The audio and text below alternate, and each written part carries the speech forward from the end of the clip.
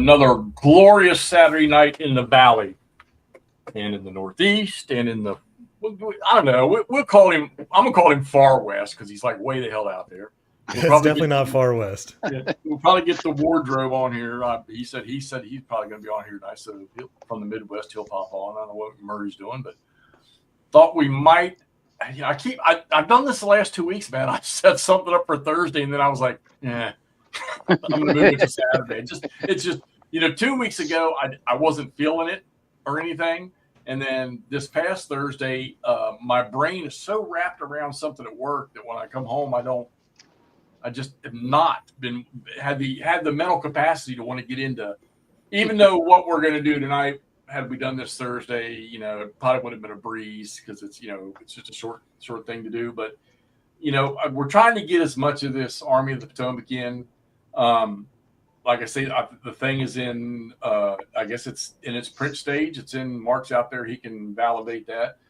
But he was kind enough to send us the final rules and the final playbook, and thankfully for that. I printed it, haven't had a chance to dig through it, and Camp has not played this since Rebel Fury a while back, so this is going to be more of us. We're going to take the Fair Oaks 2-turn scenario, and we're going to take a different approach to it. We're not going to play it necessarily by the special rules, so to speak. We're kind of going to co-opt this thing and try to figure out the possibilities. And I think, he signed off on everything last Thursday. Good deal. So the game itself, Mark, you can validate, was designed to play solitaire. We're not going to necessarily do that solitaire-wise because we want to see, we've got all these forces here and what maybe these commanders might have done had they been able to, employ everything they had. And I think what we're going to do is the victory conditions are just losses. But Al and I were talking about before, maybe not point-wise because we're just going to be sort of like say co-oping this. We're going to label the Fair Oaks and the Seven Pines hexes as like objectives.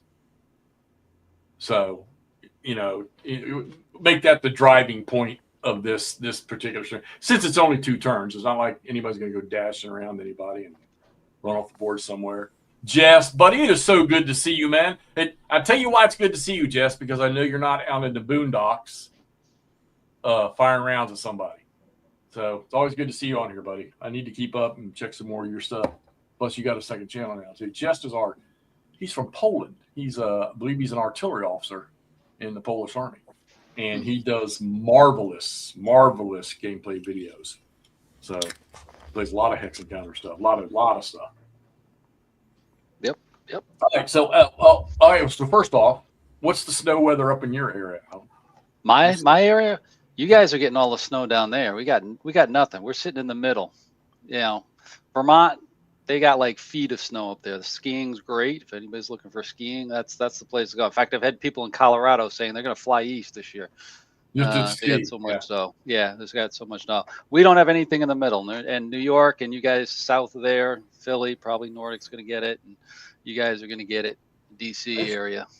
It's staying out of the valley. We're just not getting it here in the Eastern Panhandle. I mean, we're supposed to, but it's and I want it. To me, Christmas is that time of the year. If it's going to be cold, give me some snow. I mean, I can't go to the golf course, so if you can keep me home from work for a couple of days where I can goof off some more and get paid, I'm good with that. How about you, Ross? Anything going on out there weather-wise? Tornadoes? No, not tornado season. Cold though. It's going to be, when I leave tomorrow, it's going to be 0 degrees wind chill. It's pretty cold. Ooh, good planes, man. Planes. Yeah, I can see. Usually when they get the weather in St. Louis, Todd and McMurray will tell me, "Oh, get ready to go play golf tomorrow. It's going to be nice because it's nice out here today." And usually that kind of follows suit. But snow-wise, if they get rain, we usually get it. But snow, it heads this way. But like I say, it hits these damn mountains just to the west of me. We're at the foothills. Hits those mountains, and then it misses us, or the river split it up, and it goes around. And so I really want to see some. It'd be nice tomorrow, Sunday, to have some good snowfall on the ground. And, of course, this is our Christmas week at work. So we'll have our Christmas party at work. That's always a hoot. And this is the time where work is the most boring because everybody's getting away, taking vacation. Nobody's doing anything in the office. So it's, and with me not necessarily being somebody that has to go out and deal with clients all the time, it gets even more boring. Plus, we put off our big to-do with the water department until after the new year, after the holidays. So my heavy brain work, I won't have to do that until the start of the year. Let's see who we got out here tonight. I know we Chuck got Christoph tonight. Christoph from Belgium. We got Mark Herman, the creator of the game here, the designer, the developer, the big dog, the ancient one. Mark, you're always welcome to come on if you want. Tell me, I'll send you a link. William Campbell, good to see you, buddy.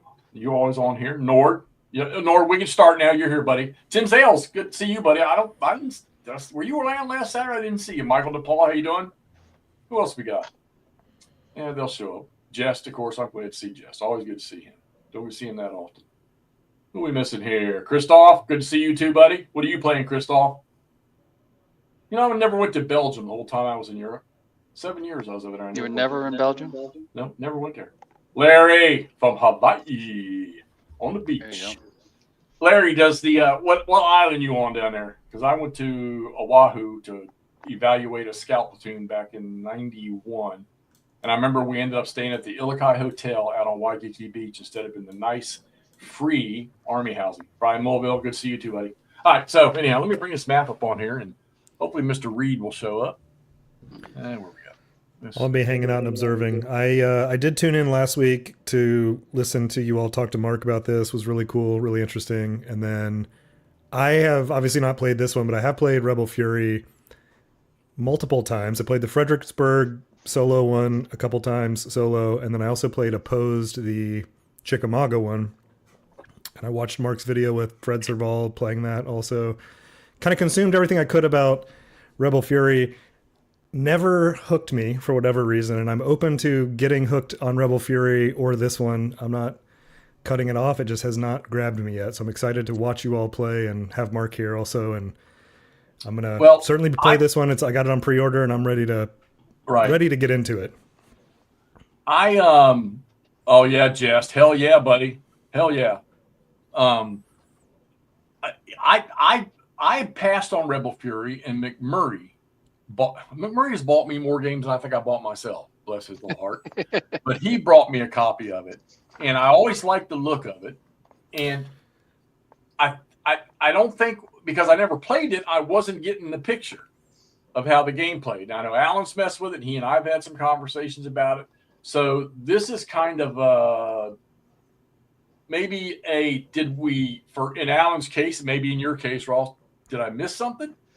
And I think after our little conversation with Mark last week, we got a little bit of enlightenment on it. Of course, I had the luxury of not playing the first version of the game, which now I'm going to backtrack, because I honestly think that you can get quite a bit out of, after Mark's explanation to us in the live show last week of how this thing's supposed to function, that, and we'll go ahead and say it like we said last week, the grand tactical, the maneuver of the game.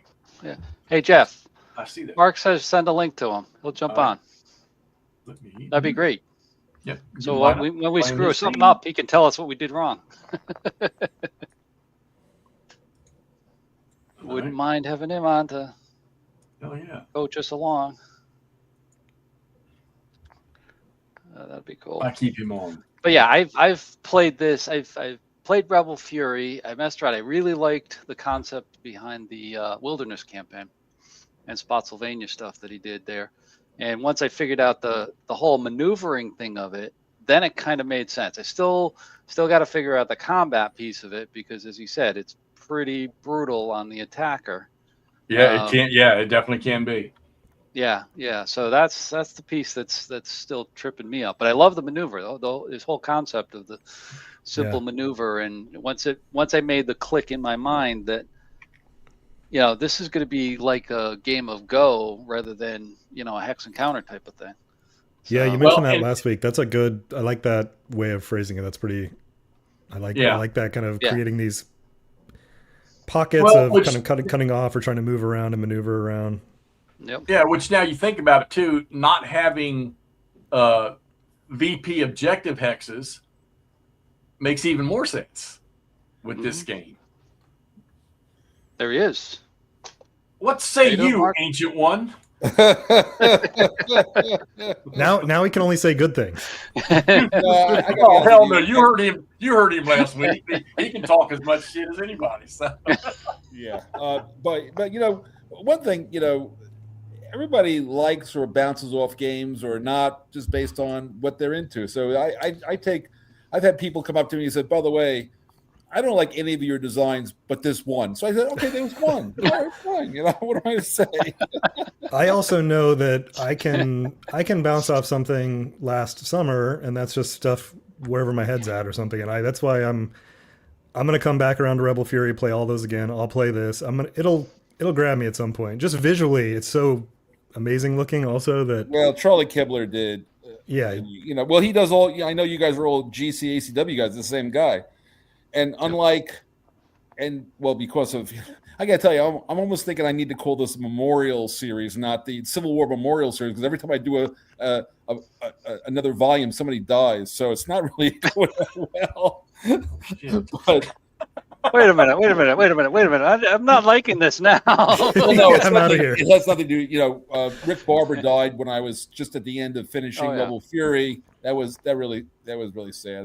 He was an old friend of mine, and I was really glad we were starting to work together, and he was getting some work out of this. And then, and then Roger McGowan died, when I was making this one. So, it's been, I hope I make it to the end.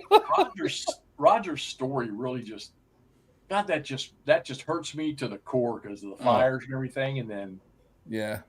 Well, if you look at that last issue, I didn't realize, Roger, look, Roger wasn't the kind of guy to, burden people with his situation, but he was his cancer had come back, and so he was in rough shape and then the fire came, it's like, it was just, a body can take just so much. Yeah. Right. But as you saw in the back of the book, this one's dedicated to him. So, what am I going to do? Yeah, that was nice. I know we just printed off these things. Hey, let me tell you the first thing, Mark, that was driving me up the wall when I printed off it. I had to ask Al, I said, well, where in the hell's the damn Fair Oaks scenario? Did he leave it out of the book? And then he moved it to the front where it belonged in the time. Oh, yeah.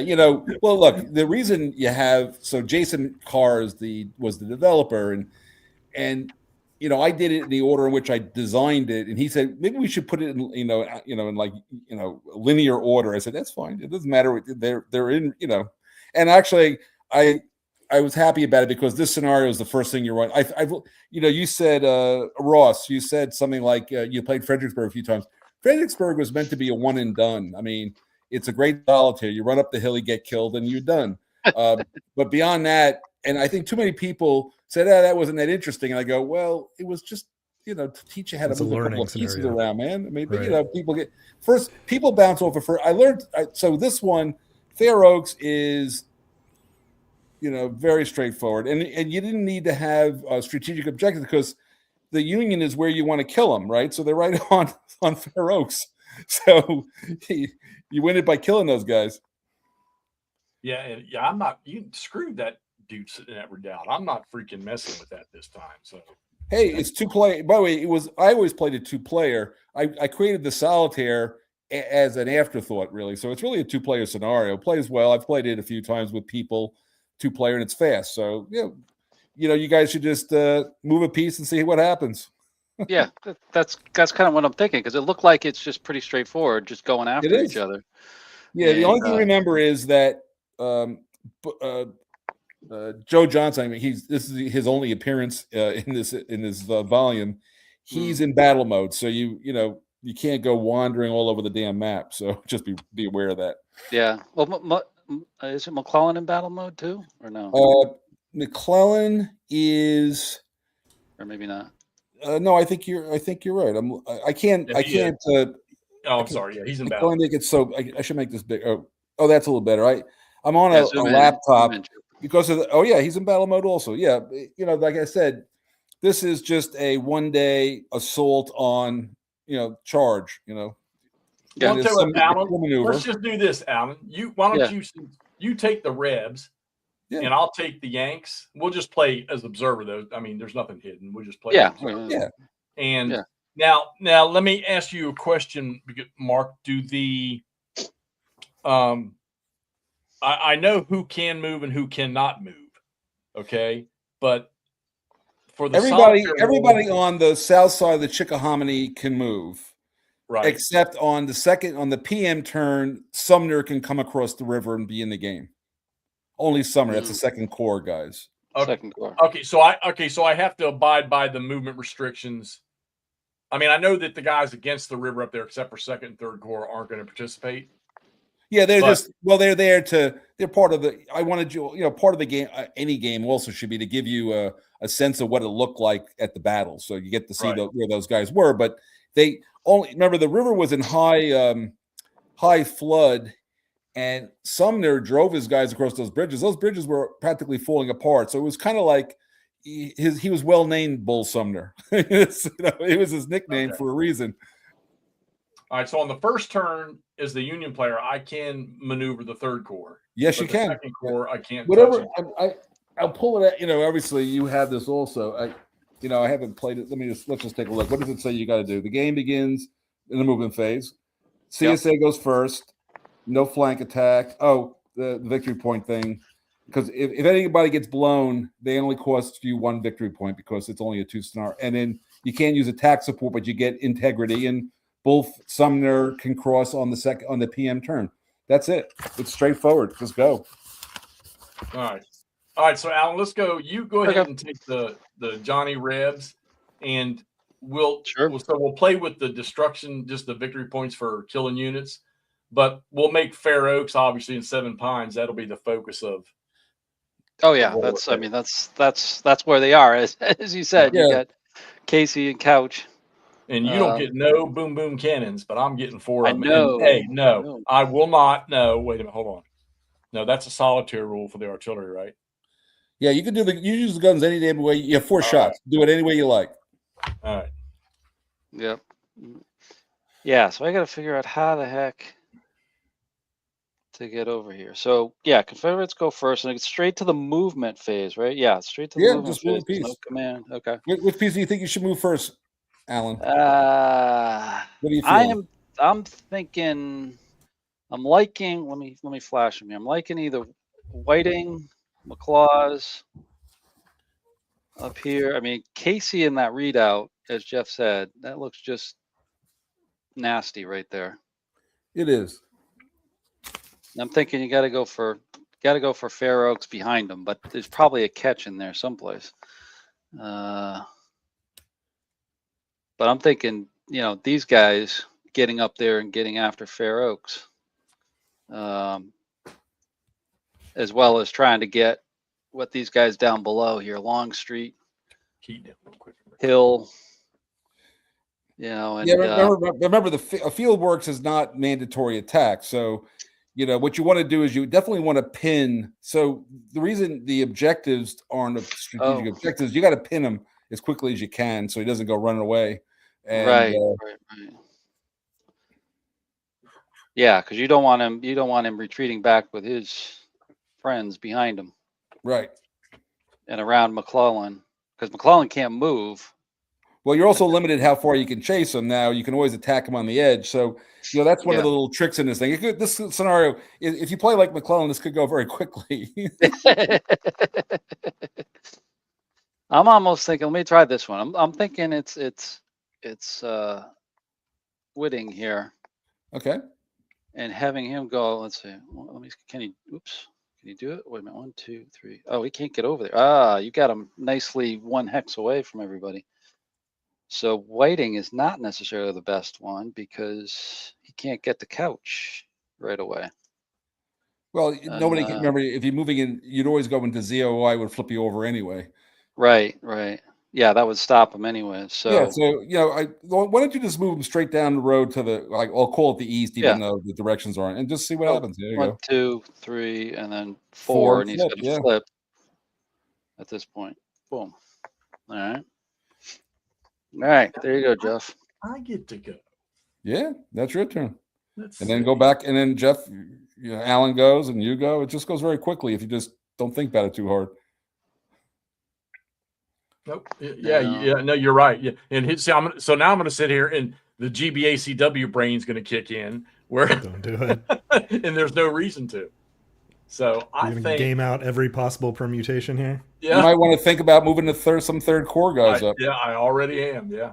And I'm trying to think. So you can, the strategic type move, as long as you don't move into a zone of influence and you stay on roads or railroads. Yeah. Okay. That's what I wanted to hear. All right. So let's see. I think that Mr. Couch is fine. So let's get some of the boys moving. And let's take, we'll take over y'all. We'll take Fighting Joe. I'm assuming that threw that hex completely right there. I can't tell. And 1022 right there. Oh yeah. Does that road go all the way through, or is it broken up? That's Were you looking at, bud? by Hooker, 1022. Yeah, right there. It looks No, that road's been fixed. That's a road. Oh, okay. That's a complete road. Okay. Right. So, all right. Well, you know what? Since you don't have to have everybody side by side, There were proofreaders who went through every single hex on this map. Everything got caught.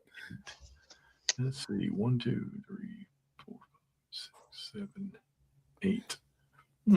I think I like him going this way. 1, 2, 3, 4, 5, 6.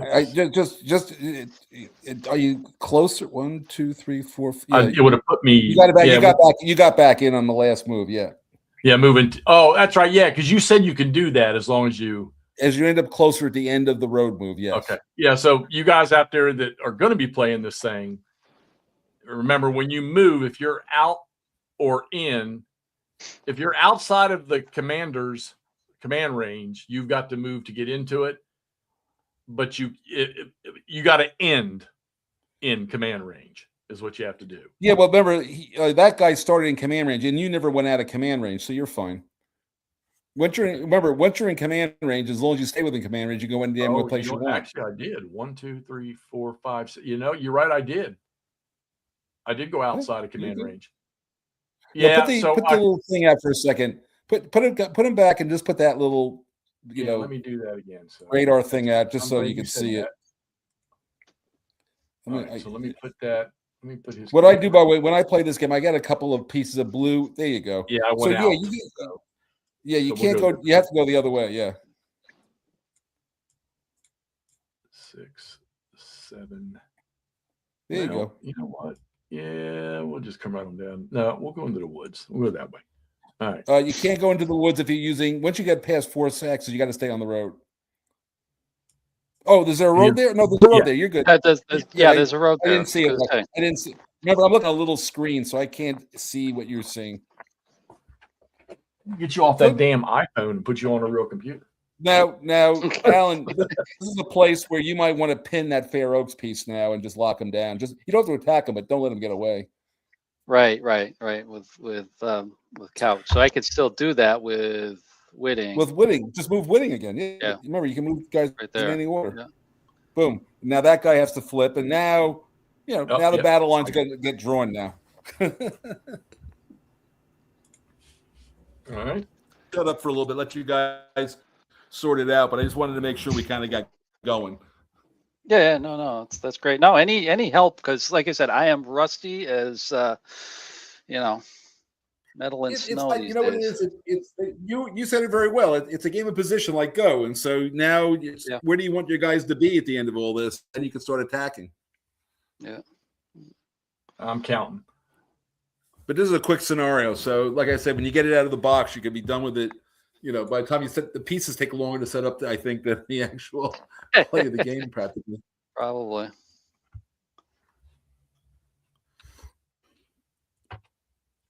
All right. And see, zone of controls, you cannot leave a zone of control unless you're chased out of it, right? No, during the movement phase, that guy, that Whitting, whatever, I can't see whether he's A or B, but he can't move again until after, if he doesn't fight, he can get out of there through disengagement. Disengage, that's what, right. So if I wanted to back Couch out He'd have to stay in battle mode, but he can move his 1 hex and back out. No, he can not now. He can't, but later he can. Next turn. Next turn. Oh, okay. All right. Yeah, he's not Right going out. anywhere On you. for the rest of this whole turn. That guy ain't going nowhere. That's right. You enter zone of control. It's completely okay. All Yeah, right, you're so locked, over to baby. me, right? Over to me, right? Yeah. What do you guess, sir? I Yeah, believe so. okay. Yeah, yeah. He just moved that guy up under McClellan, whoever that was, from the 3rd Corps. Right. So now I should be able to take. I'm going to take Longstreet down here. I think I can get him extended marched a little bit. You can go 1, 2, 3. That's road. 4. No, you went out of command. once you're in command, you can't go out of command. Command. That's right. That's right. You That's only right. can play that little game if No, you're no, out no. of command. No, you Right. you right. can- Right. Yeah. Nope. I gotta remember. I gotta remember that. And then I had the radius on there too. Yeah. Wait a minute, let me Well, that's how back I them knew up. it. Well, and when I play this, by the way, when I play physical game, I always have a couple of blue and gray cubes. I just kind of put them out, just to give me the general sense of the outline of the command range. Right. No right. fatigue, Nord. Christoph, those are the people lived in the houses. 4 and flip him over. All right. Yeah, by the way, those are really remember, this is from a census map. That's the people who actually live there. Yeah, Long and Saunders and Yeah, those are the names of the people's houses. That's on the census map from 1860. 60. Yeah. Yeah, that was the last time we So did there's- it. They did. Now, So there's for no those of there's you- no black cat knobs on here at all. For those of you out there, if I were to take this guy right now, for example, he's on a road, he's in his maneuver. If I moved him, even though he's not in his zone of control or zone of influence, if I moved him into those woods, he's gonna have to flip to his battle line side because of the terrain. Same thing, I guess, like if you cross a river, stuff like that. So Actually, you can't cross a river unless you're in battle mode. Thank you. You're welcome. It's on that. It's on the the terrain effects chart. I Yeah. should probably Yeah. pull the chart up. So I got that on my second screen. All right, so let's go. Let's see. Well, Mr. Longstreet, we're going to see who's going to respond first here. 1, 2. Yeah, flip me. There you go. You got this now. Yeah.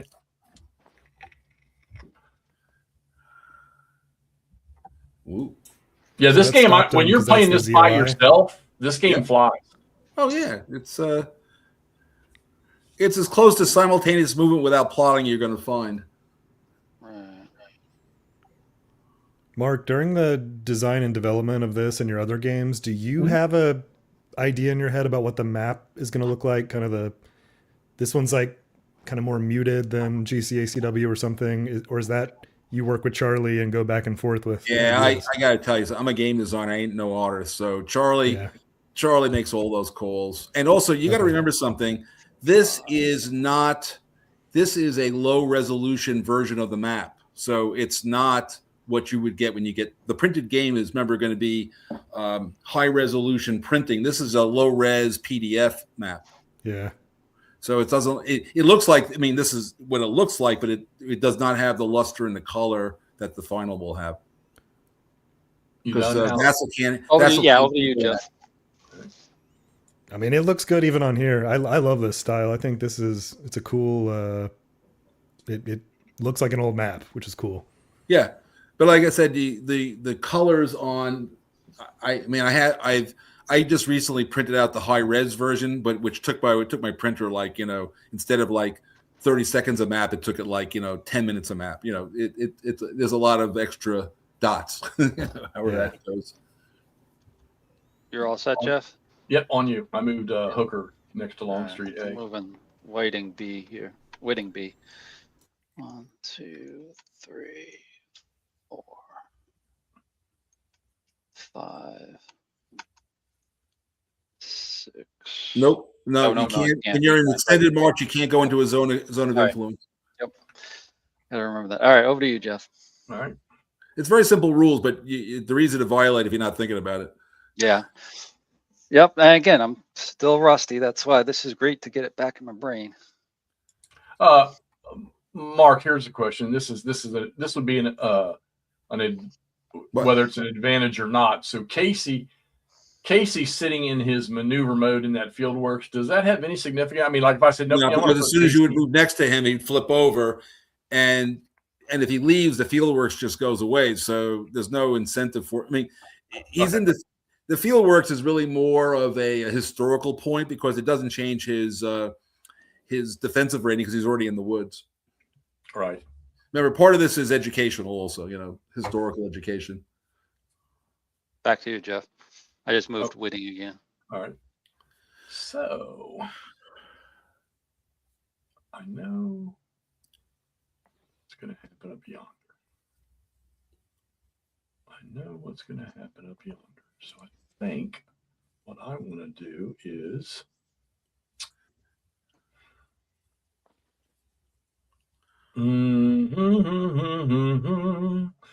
commit it now, Jeff, or yeah, I think we better.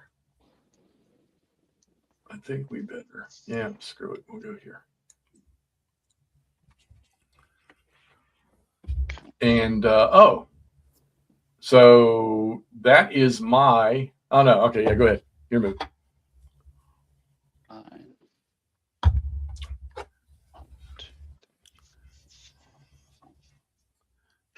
Oh, I know what's going on. I'm used to letting you have the game screen up on the window. Oh yeah, you got the game. Right, it's me. So you guys in the crowd, if I'm not moving the map around, you got to say something because I won't pay attention. I'm very bad at clicking the Alt button. Mr. Wardrobe. 1, 2, 3, 4. Where do I want to get him? 1, 2, 3. I'll have to flip. So I'm actually going to get DH Hill over here. Hopefully you're seeing him. Yeah, there you go. 1, 2, 3, 4, 5.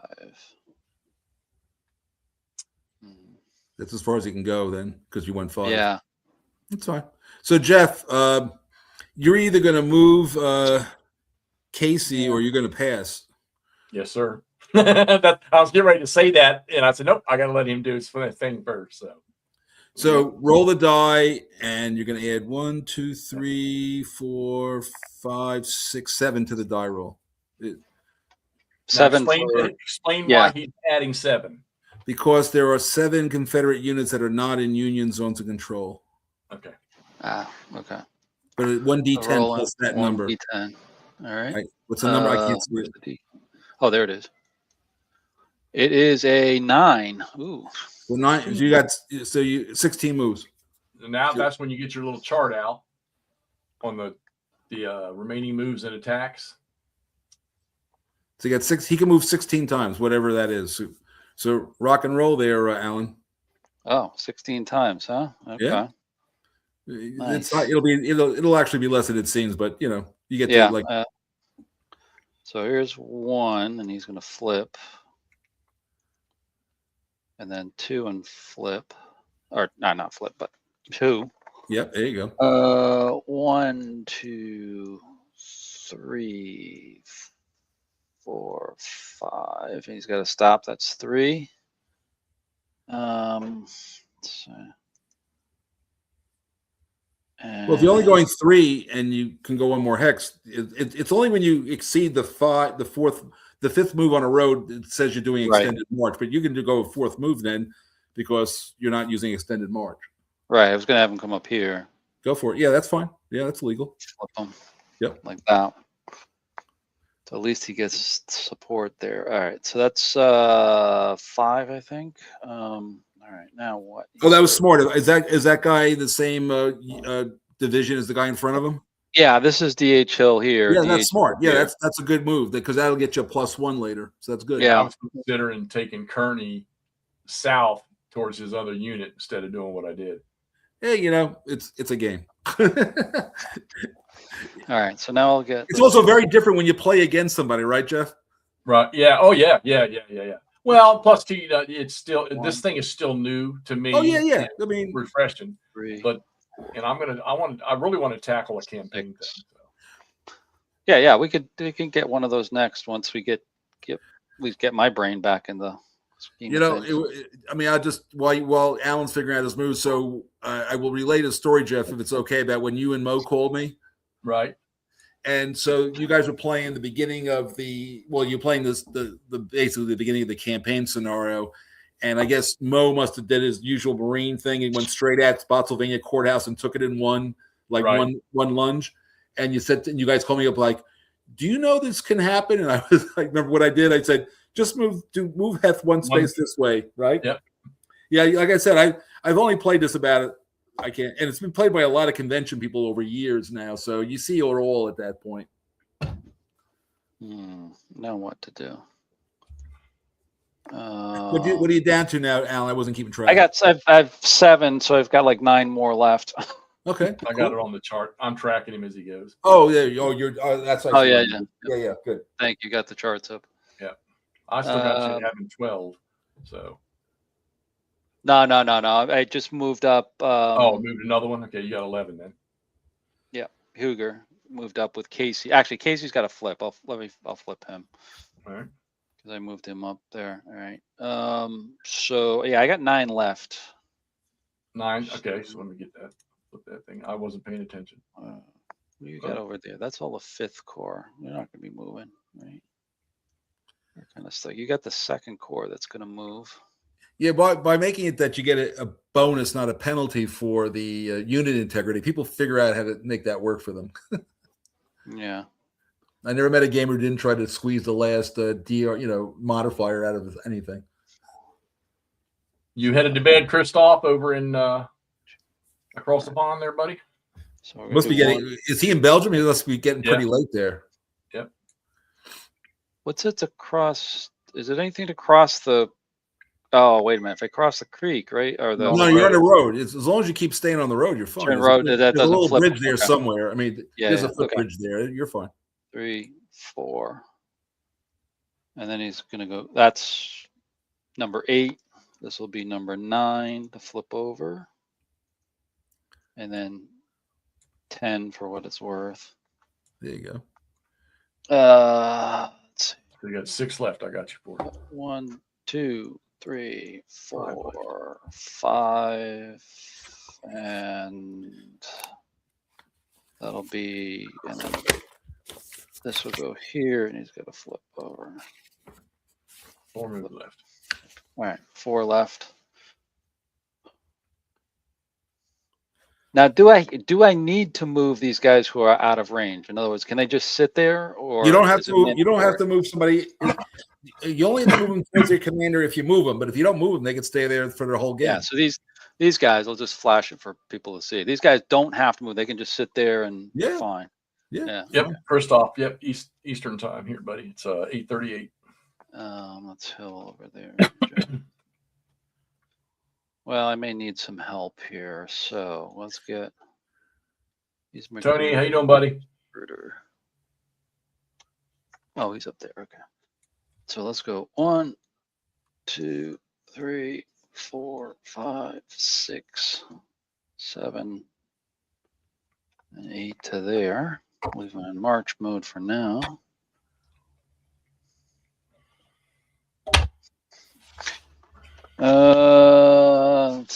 I think I got like what, 2 more, Jeff? That's what I think. Yes, I agree. Did you? He just moved somebody. Closed? Yeah, he just moved somebody. Yeah. So let's get part of Hill. So he's got to go 1, 2, 3, 4, 5, 6, 7, 8. Let's get him over there. May need him. 1 move And left. then 1 move left. Stuart. Anybody else down south? No, there's nobody else down south. Stuart or the other hill? Stuart or the other hill? Let's get Stuart over here. We can go 12, couldn't he? Yeah, I was looking for that show today. I didn't see one today for command post. 5, 6, 7, 8, And you are done. 10, 11, 12. All right, that's it. Combat, you're up first, Alan. What do you want your first attack to be? Ooh. Yeah, this is where it's going to probably get brutal on me. It's the Civil War, baby. I know. All right, so let me get up my charts here. Well, since you can't commit any artillery, once you tell Jeff the attack, he can just tell you whether he's using artillery or not. You don't have to use the markers. Yeah. Well, yeah. If he uses artillery support, he's going to get like a +4, isn't he? He will, but he only gets to do it a couple of times. So it's not remember 4 shots. It's not like he's got 100 shots. Yeah. All right. Yeah, we'll start off with. Do we have markers for showing who's going to attack? I don't know what I didn't build it's the Joel Topin, God bless his soul, put this together very quickly. I haven't. Yeah, I'll have it all revised. I have time to get this all revised now. But now that we have final components, and Joel, I assume he wants to take off for Christmas, but I'll send him all this stuff soon. Oh, wait a minute! I think I found something here. Hold on. You use that arrow I just dropped. Oh, there you go. Yeah. And now will it spin? Let me see here. Will it spin a little bit? Yep, it will spin. So because you got that rotational thing in Vassal, right? There we go. We'll start with that one. We'll go right in on it. There we are. Now, and because I can't see, I can't read it. What unit is that? That's DH Hill under Long Street. And is one of the DH Hill guys like adjacent to that? Was that? Oh, there you go. Yeah, I see it now. Yeah. Okay. This is DH Hill. So why don't you? I'll let you figure out. I'll figure out on the side, but I'll let you see how you guys practice picking out with the. So you were attacking. So Jeff, are you going to throw an artillery or not? I am going to use 1 artillery there. There you go. So you'll have 3 left after this. Okay. All right. So let's see. Attacker. I've got a battle rating 1 to start off with, and no artillery support. You've got 1 plus your artillery is 5. Ouch. No, he's also got defensible terrain too. And he's got defensible terrain, which is what, 8 now? Yep. And don't forget McClellan's within range. Oh yeah. Go right down the list. Go right down the list. Yeah, just go down the list. By the way, don't forget you will get Johnson because he's within range also. Yeah. Yep. So now leadership battle stars, attacking defender division. Now DH Hill does have a star. He does. He's a good guy. Yeah. So the only thing is there's no attack support in this scenario. Yeah. But there is integrity support. Right. That's what I got with these 2 guys right here, I think. 3. So let's see. I got 1, 2 for the star, 3 for Johnson. Okay. Oh, that's this is troop quality. Okay, I'm adding that in early, but all right. Okay. So I'm up to 3. Hold on, I got to get this chart situated here because every time you click, it moves, and I want the people to see this thing. Let me know when you're ready. So what do you think your value is, Alan? I think I'm at a 4. You're exactly correct. Nope, you got it right in 1. Good man. Yeah. I'm at a 4. And just for everybody in the audience, just to make it simple, DH Hill is a 2. He's got a guy behind him who's from his unit that's 3, and he's within range of Johnson 4. So that's correct. You're the 4. Jeff, what do you think yours is? I'm at 1 plus 4, 5 plus defensible terrain. That's 8. Leadership battle star. That's 9. No troop quality. No attack support. That's attack rating. Core division integrity. Nope. So I'm at. So you're a 9. I would agree. You say you're a 9, right? Mm-hmm. Yep. Yeah, I would agree with that too.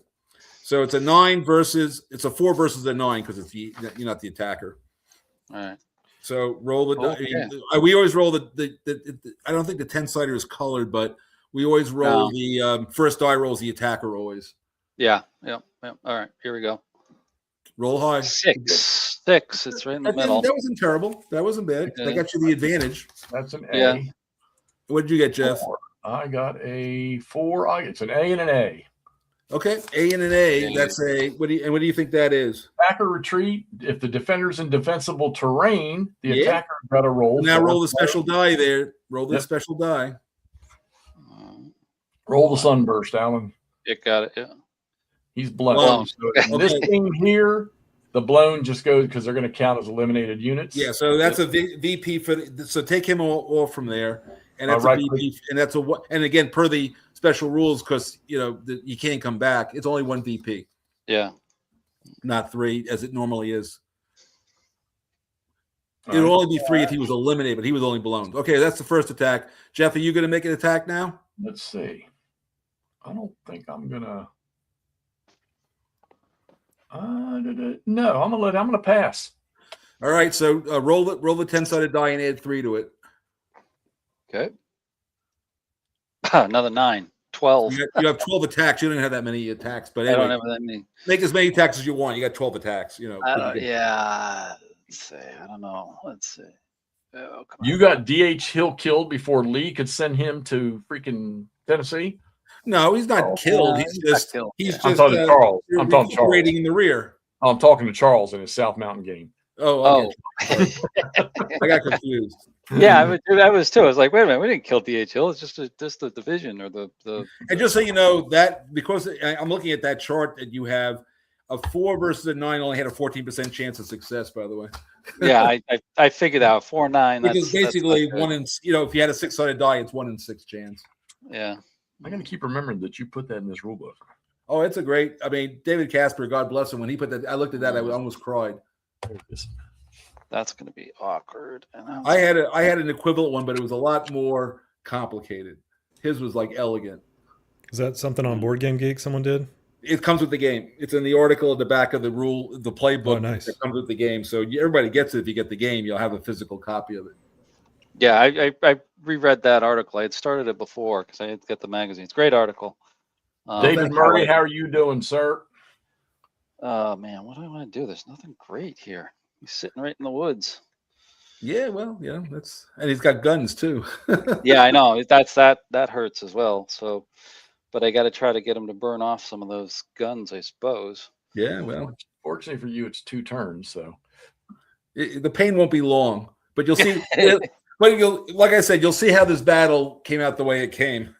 Oh yeah, because I do have Smith. And this is also why I gave solitaire rules for, because I know if you get your brand new game, you're going, oh, what am I going to do? I ain't nobody to play with, and you go, oh, here's a 2-turn game with a solitaire scenario. Boom, you're at least opening the box and doing something.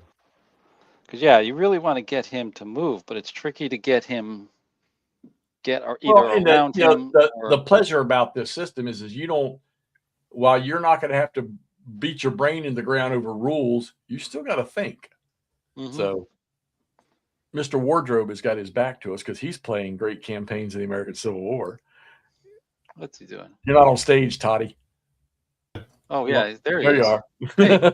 I was waiting to get on there until there was a moment to get on. There's always a moment. Just jump in. I'm just running these guys against Jeff's Union troops here. Because it's going to be the same thing. If I go with Whiting, I can't go against Kearney. Kearney's got a battle star. Whiting can hit Couch again, and again, what is it?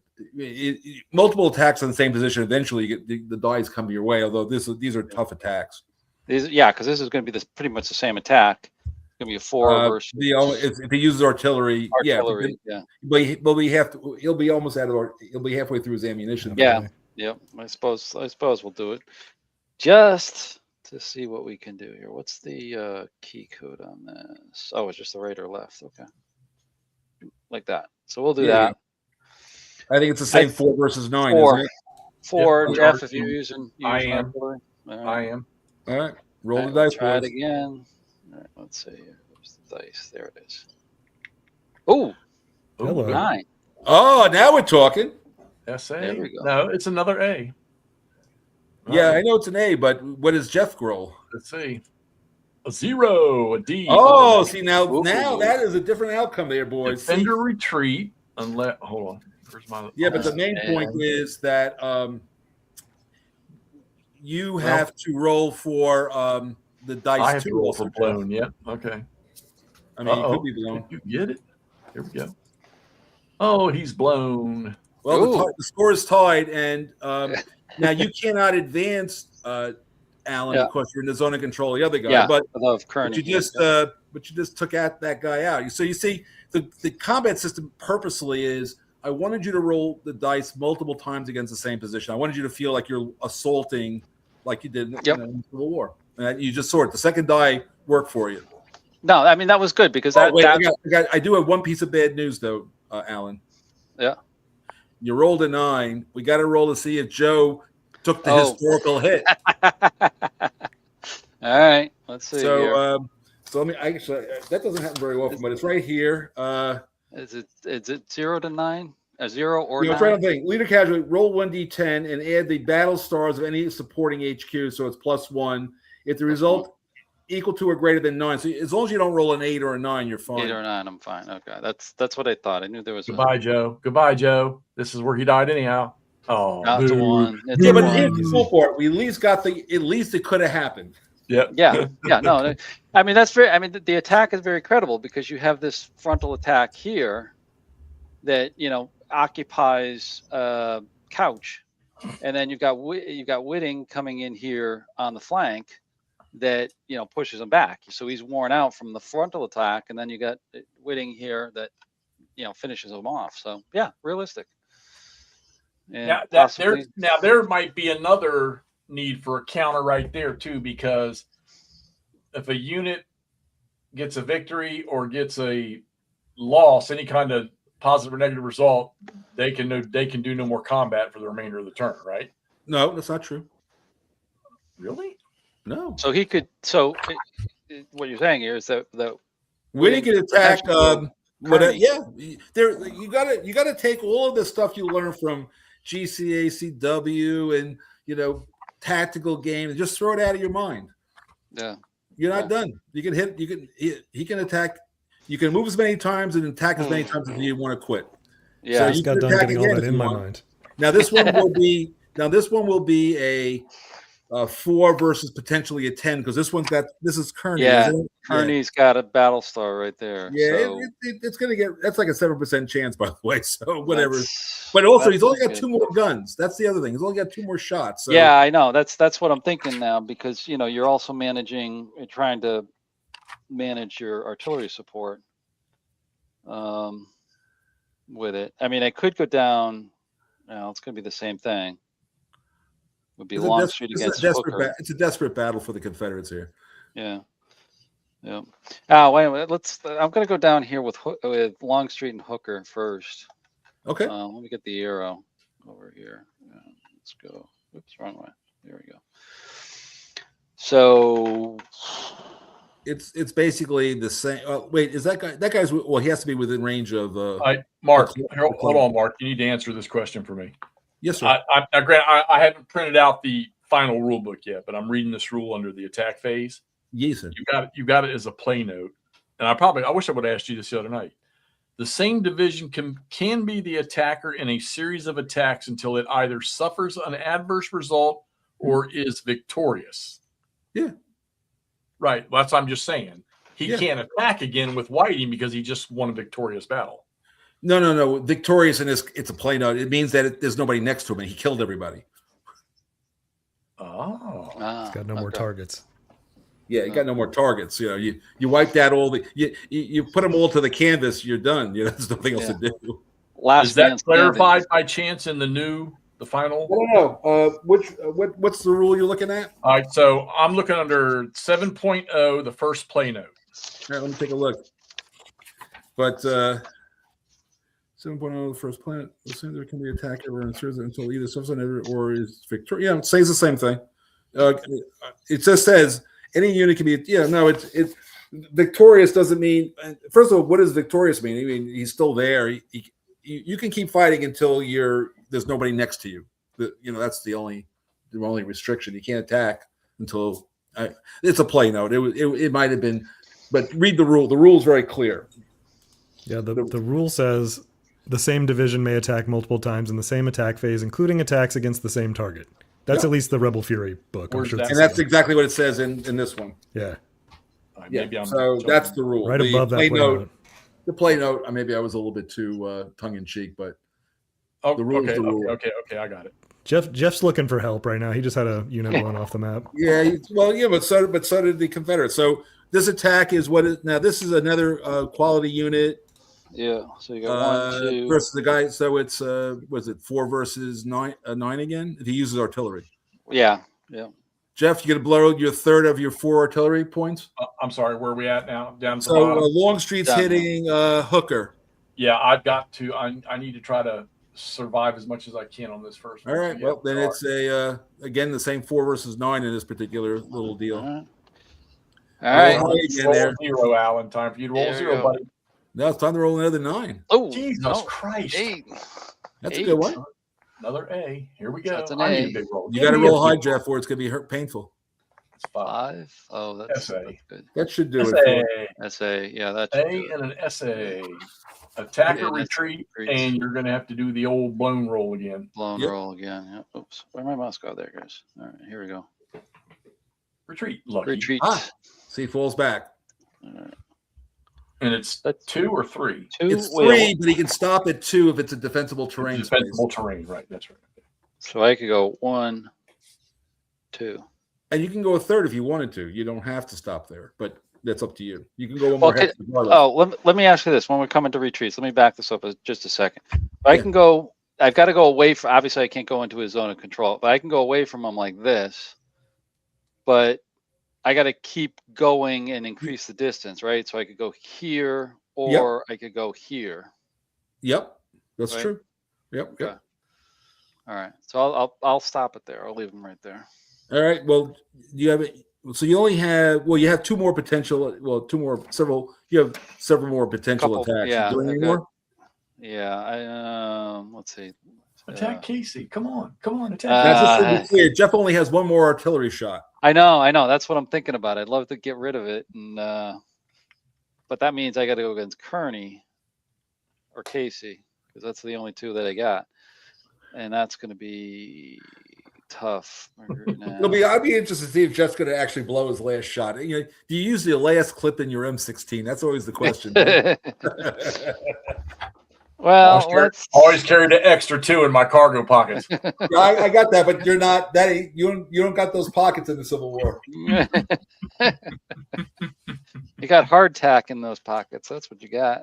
All right, I'm gonna go with this one. I'm gonna try it with Whitting against Kearney. Okay. All right. So this is it depends. Jeff, you using your last bullet? Nope. Saving that for them. All right. So that's a Okay. different. So once you recalculate, so it's still going to be a 4. But what's 4, the yep. defender now? All right. So I'm going to start with 1. I'm going to start with no artillery support, but I'm going to have terrain. So that's going to be 4. I'm going to have my leader. That's 5. I got troop quality. That's 6. And that's where it stops. So it's 4 to 6. Yeah. Now 4 to 6 is now at least this is a 30% chance. So that's better. Here we go. That was not the roll. It's a D. Well, it depends. If Jeff Mine rolls a wasn't low either. number, we could be interesting. Jeff?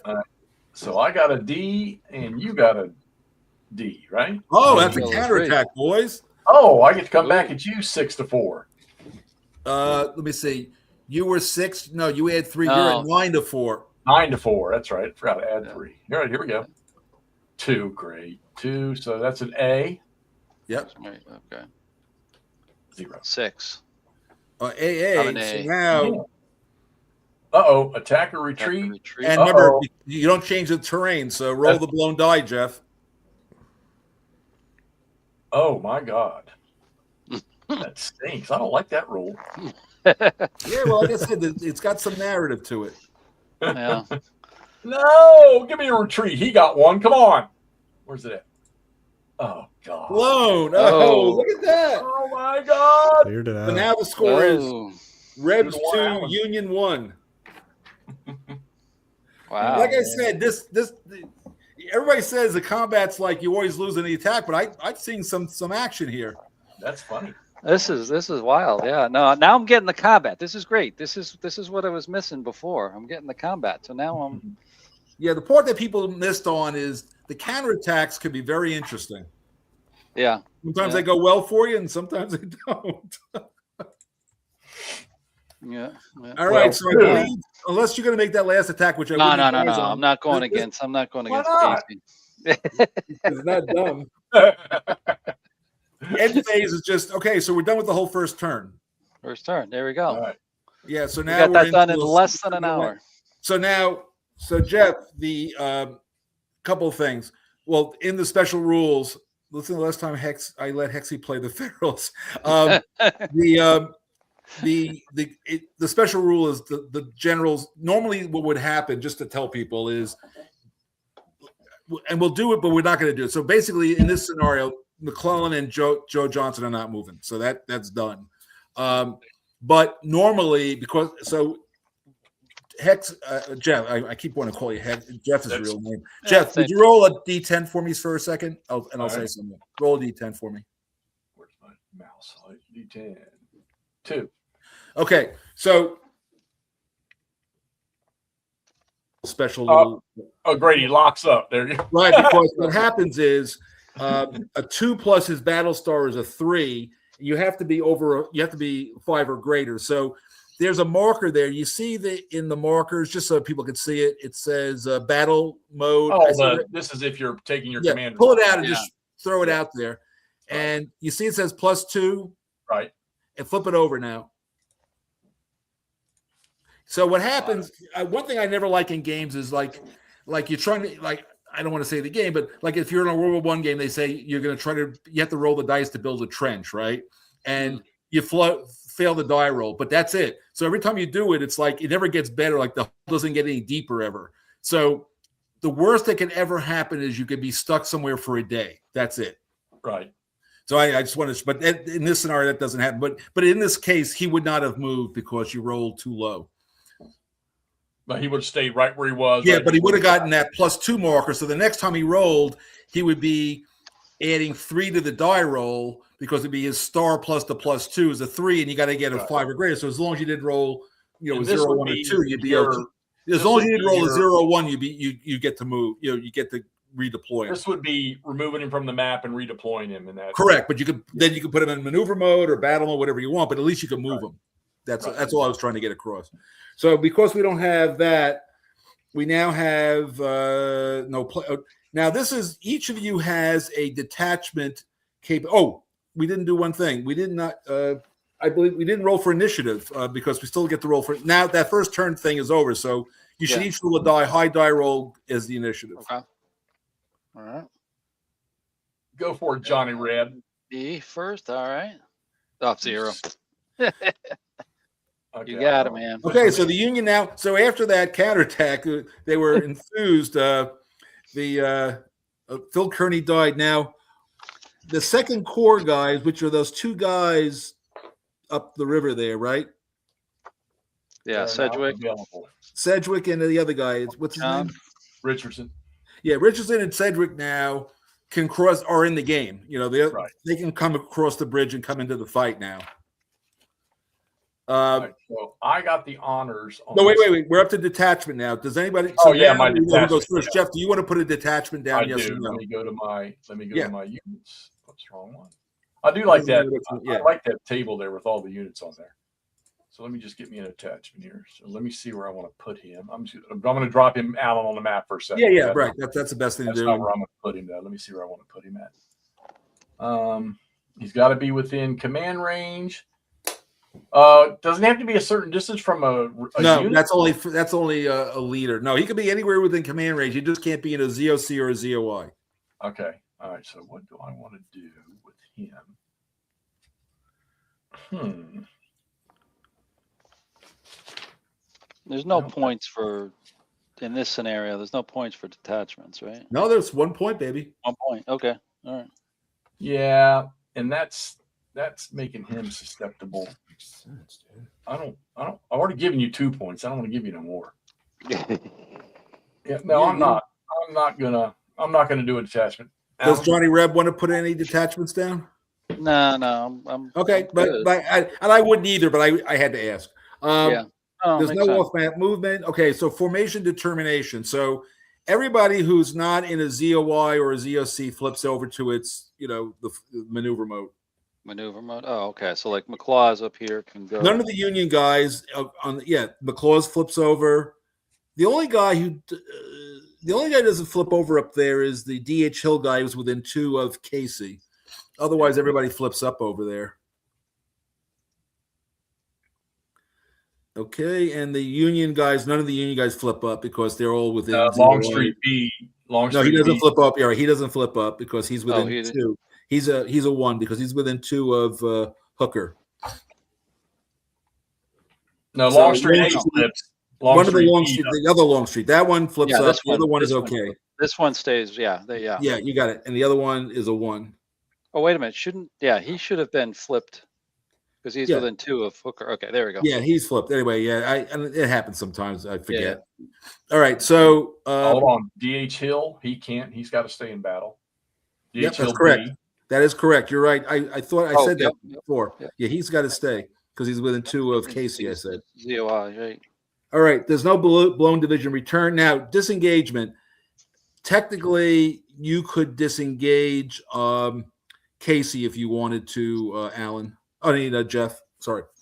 No, that's a good defensive position for him. You like it? Good. There's no field work, so it's moving phase. And so, Jeff, you get the first move because you have the All right. initiatives. All right. Yeah, that's it, man. Bull Sumner coming to the rescue. 2. Actually, you know what? I have to do that. I can go straight down that clear hex. 2. Oh, we got to make sure we have defensive terrain here. So, Well, remember something. If put up his zone, he can't even advance to you there. He it's too far for. That's beyond his orders. Look at behind his command. Yeah, but I need a point. So, yeah, no, I'm saying, but he can't. Wherever you go, he can't go beyond that right. that zone. 2. All right, so let's back that up. Let's go back it up. Back up. 1, 2, 3, 4. Let's see. Can I use extended with him? Yeah, I can. Yeah, you can. 5. Yeah, you can get onto Williamsburg Road and go down the Williamsburg Road, or you can go down. Yeah, the I'm Richmond thinking Railroad. which one of these am I? I have a star on this shoe, so that's good. All right, so we're gonna go 6, 7, 8. All right. There you go. All right, you're up, Alan. Now that you've and because he didn't disengage Casey, you can glom onto Casey now all over the place. Yeah, no, I that's what I'm thinking about is how do I want to. Wait a minute, I need this open to see where I can go and where I can't go. Yeah. So he's coming over there and he's got him back there. All right. So Casey is the 6th core or 4th core, sorry. All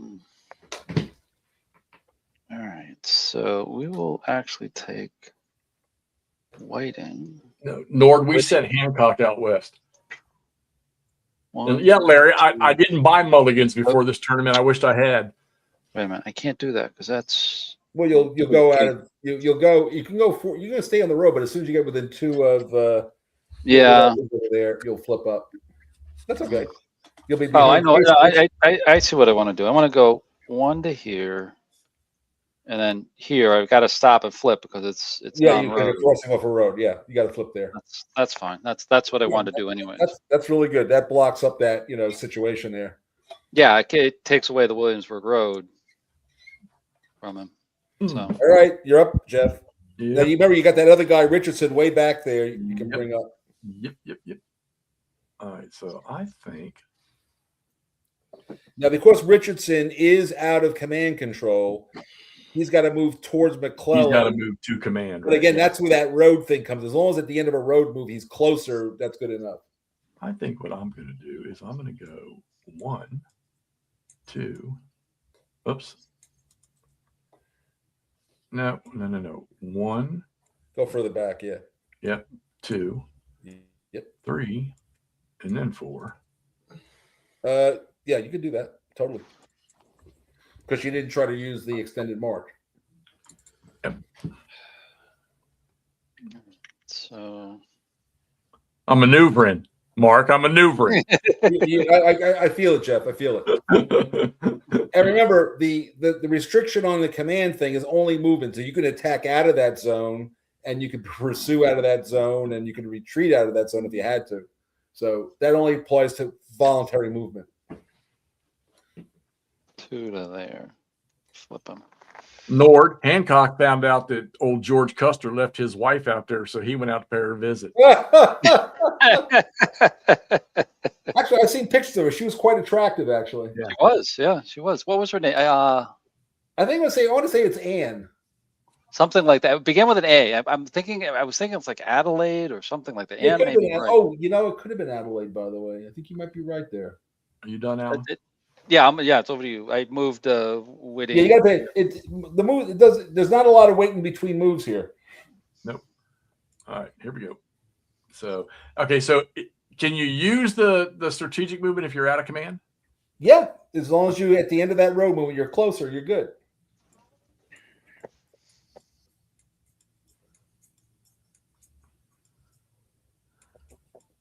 And you'll note now that you're in command, you can't leave command, but you're now in command in one move. See? All right, Alan, your turn, buddy. My turn. Buddy. What do I got over here? Hill, I get Hill over there. Stewart. 27 people out there, and I know Hey. 27 people haven't said hello. So say hello if you're lurking in the background. Come on, Danny. I know you're out there somewhere. All right, I'm gonna move Longstreet back here again. He's just all I can do is do well. No, I can't. I can't get him around there. Yeah, he's just gonna move up there and flip. Yep. Yep. Over to you. All right. Let's see. Well, you can't do nothing about it. So I'm going to go, but I don't want to do that. I don't want to do that. Hey, America Slav. Slavy, what's up, buddy? Elizabeth Bacon Cut. Christoph's still here. How do I want to do this? How do I want Is to that really her name, Elizabeth Bacon Custer?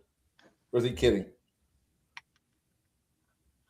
You Liddy. can't push Charles to me. Charles was saying, yeah, Elizabeth Bacon. Maybe. I can't remember. It's been You're going to get the defensive bonus no matter what I do. So, but I get to attack first. 1, 2, 3. All right, big boy. back to me. All right. Did Richard? No, because he was on a road, Randy. But thank you for asking. Need to get more. With the internet lie. that's almost it's almost like a loaded question. Yeah, it looks like the Jets are going to beat the Capitals. I know. Stop it. I watched him give up the number 2 goal at the end of the first period before I turned the game off. Well, I got it on silent over here. I just looked up, and it's going into the third period. It's 4-0 Jets. So Do you have the Monument package? Is that how you're watching them? I watch them on ESPN Plus because I got the Disney package. Yeah, I used to have that until freaking Hulu and everybody dropped the Monument. So I had to buy the Monument app so I could see the Caps play. There you go, Jeff. I like just watching. I mean, I was an Islanders fan, still am, but I just like watching hockey in the background when I'm doing stuff. Right, I got you. But I've been to a lot of Cap. I lived in Washington forever, and my son-in-law. Well, he was my son-in-law then, but he had tickets, so I used to use his tickets a lot. He was trying to suck up to the old man when he was trying to marry my daughter. And greetings back to Ohio, John. Thank you for joining. Thank you for watching, everybody, tonight. Let's see. What is it? I need to look here. I need everybody to go out in their backyards before this combat starts and do the Hexy Gets Good dice roll dance. Well, what's interesting is you burnt 3 of your 4 shots, and I saved 1. you're still behind. So that's not a good start. I saved 1. You saved 1. No, that was smart. That was smart. That's your first die roll is going to be the most important one, I suspect. So I can't get attacker support, right? No, nobody does. Yeah, nobody does. Too bad. All right, never mind. But that's what makes this also like a very tight, kind of crazy battle. Yeah. Yeah, if you read the account of this battle was a mess. These northern Midwesterners we got out here. We got Indiana, we got Minnesota, we got Ohio. Yeah, I wonder all right. Well, Snow's he's doing that, so I'm gonna. Who's there? You know, I used to work a lot out in Colorado Springs, and you realize why Pikes Peak's so important because it never snows in Colorado Springs. I remember every day getting off at Fort Carson. Yeah, We'd get that little Indian summer would come through just about the time we were getting final formation. Me and Buddy head to the golf course. yeah. Well, Carson gets that like the weather comes up from the south, right? Yeah, It comes up the side of the eastern side of the Rockies. Yeah, when I was working at the there's a space center. You know, the Space Command is more or less due east of Colorado Springs, out in the middle of nowhere. right. And I one time left there after we were running this war game, and it was really late. Let's say it was like 11:30, and it was a whiteout, blizzard out there. And it's one of the few times I thought I was going to die.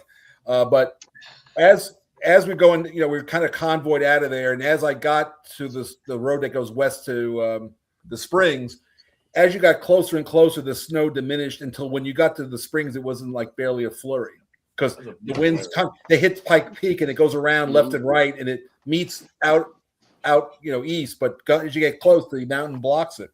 I just like that we had a beautiful golf course at Fort Carson. We had Peterson Airfield had a beautiful golf course. We had. By the way, whose turn is it? By the way, I haven't. It's Hexy's. It's Hexy's. It's over there. I just moved McClaw's. Yeah, there you go. That's the big move. That was the move I was waiting for. And so you go now. So you're up, Alan, and I suspect he's going to pass because I think all his pieces are in locked up. I've got McClaw's right here. Could move. Yeah, up. but Hex, so you're gonna pass now, right? Yeah, now I'm done. Yeah. So just to look quickly, I see 1, 2, 3, 4, 5. You're adding 6 to the die roll, Alan. 6. 12. Yeah. Probably not going to You move. got 12 moves. I sent McMurray the link. Oh, I was hoping he would join us. Oh, he jumped on for a second, but then he left. He jumped on the chat. Oh, So let's take Stewart over here and get him. Probably working tomorrow anyway. yeah, but didn't he say he's getting like a week off here next week or something? I hadn't heard that. 6, 7. Ooh, nice block. Jeb, hey, look, he doesn't need to do any freaking marches around the Union Army, okay? It's the last turn right here. What else do I got? Anything interesting? Not much more interesting, I don't think. So I can't get any attacks. This scenario is close to over, which is good. It's going to go very fast now. Alan, you can, and I'm not gonna because I don't want to see you miss it. But Longstreet B, Yeah, down here. This guy. he's still got one more hex he can close. Right, but he's Yeah. not getting attack support. He's already giving him core support. Yeah, that's what all he's going to be able to do. So it kind of Well, better. I think the first attack that I make is going to decide the outcome of this game. I would have to agree with you there. Yeah. I was just seeing if I By the can. way, that's how this scenario always comes down to 1 point either way. I suppose I could move. Why don't you go ahead and let's backtrack. Why don't you throw your detachment in right up there where I can attack the detachment? Yeah, I think that would be a mistake personally. I can get DH Hill over here. That could be tricky and move him up. I don't think it's going to do anything to move there for 1 and there for 2. But there's really no. And let me ask you this, Mark. There's really no advantage to like surrounding them. I mean, I guess geographically there would be if there was geographic. So the surrounding thing is that remember they can't coordinate. There is a flanking rule in Army of the Potomac that I put back in as an optional rule. Mm-hmm. So wrapping around 4 guys, you do get a benefit, but the reality is that they couldn't coordinate that in the Civil War. Yeah. When you have guys on the opposite side of a unit, they'd be shooting at each other practically. Yeah. I just think it's more of the psychological effect that Casey and the Redoubts. Yeah, well, that's what they fight around them. Well, look, take a look at the flank attack rules. That does exactly what you're saying. Okay. Yes, right. That is 100%. I didn't read that. I saw that because I just print like Jeff. I just printed out the playbook today, the one that the good one there. And it's on page, and it's like in the very beginning. It's an optional rule, but I specifically said in this scenario, don't use that optional rule because that was way beyond their skill set here. Oh yeah, yeah. No, I know. I'd look at it for something more advanced, but Yeah. I'm just thinking about traditional stuff is trying to get around them and flank them and force them out without combat, if possible. But Well, remember in legally this you game, can't do if you hit a guy and he is blown or he gets Mhm. eliminated because of that, you have to remember he's not really being killed. They surrender. I mean, that's really what it would happen. Yeah, Gotcha. they put their hands up. This is Yeah. not like World War II in the in the Yeah. Pacific. Dying to the death with that. So let me You see. done? I'll finish it off there. There's not much more I can do. Let's get Jeff into some combat. So Jeff, this is your big attack. I assume you're going to have Cedric attack. You know it. So, well, So it's tell gonna you guys be- something. I'm You gonna guys have- calculate it. I want to hear you I'm guys. just going to go ahead and call the calculation. I'm going to have 9. You're going to have 0. That sounds like a fair trade to me. Yeah, I don't think that's going to be. Where's that chart? That's damn. Well, what chart. happened to the map? I don't see the map anymore.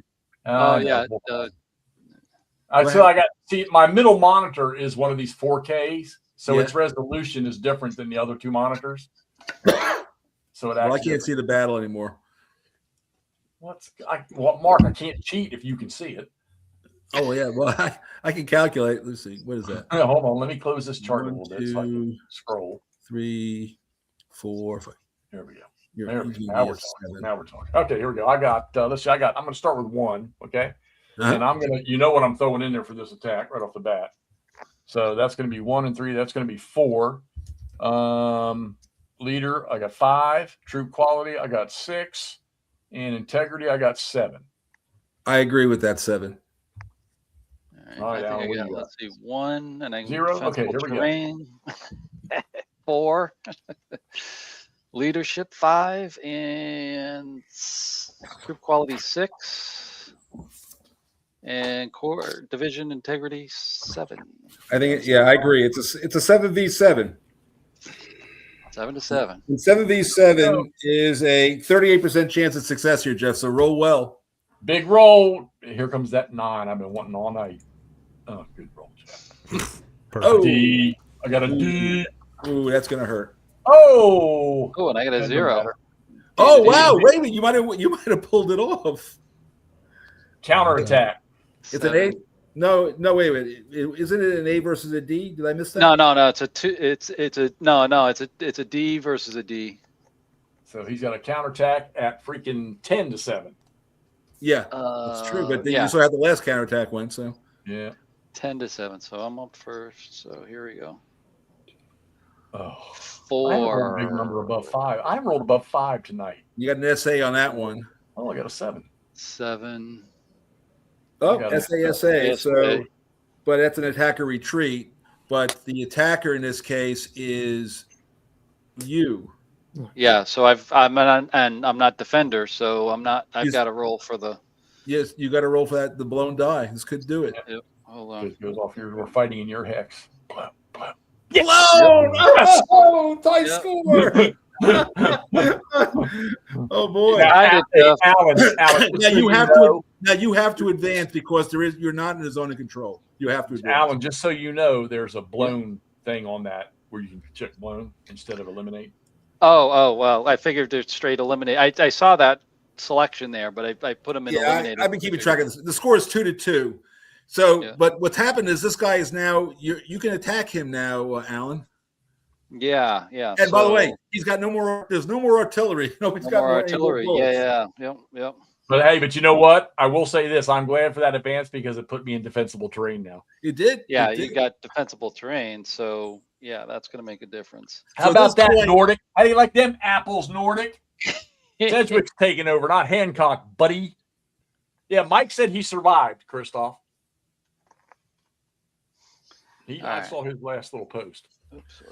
Okay, so McClaws is going in, and he does have support behind him. That's cool. Yeah, he does have support, so it's going to be 1. No artillery. Yeah, Battlestar 2. Troop quality, or leadership, I should say. Troop quality 3. He doesn't have support. He has integrity. And integrity is 4. Yeah, so it's going to be a 4 again. What do you think you are, Jeff? Oh, I'm going to be a butt ton. No, I got 1. I got defender train. That's 4. I've got 5 for leadership. I've got 6 for quality, and I've got 7 for integrity. Correct. You see how easy it is to figure out the comp. Everybody makes a big deal. It's not hard to figure out. 4v7, boys. Roll. All right, here we go. Looking for a good Roll number. high. You've had good numbers 8. all night. I'm the 8. one who needs There a we good go. number. There we go. There we 8 go. is That's an an A. A. You got the Here's an A. A. Here's an So you're A. gonna have to roll decently, Jeff, on I your got a D. 7. What? A and a He D. rolled a 0. Defender retreat. Oh no! And I'm in defensible terrain. Oh, Roll the die. God. Jimmy, please, just a retreat one time. Yes. Oh.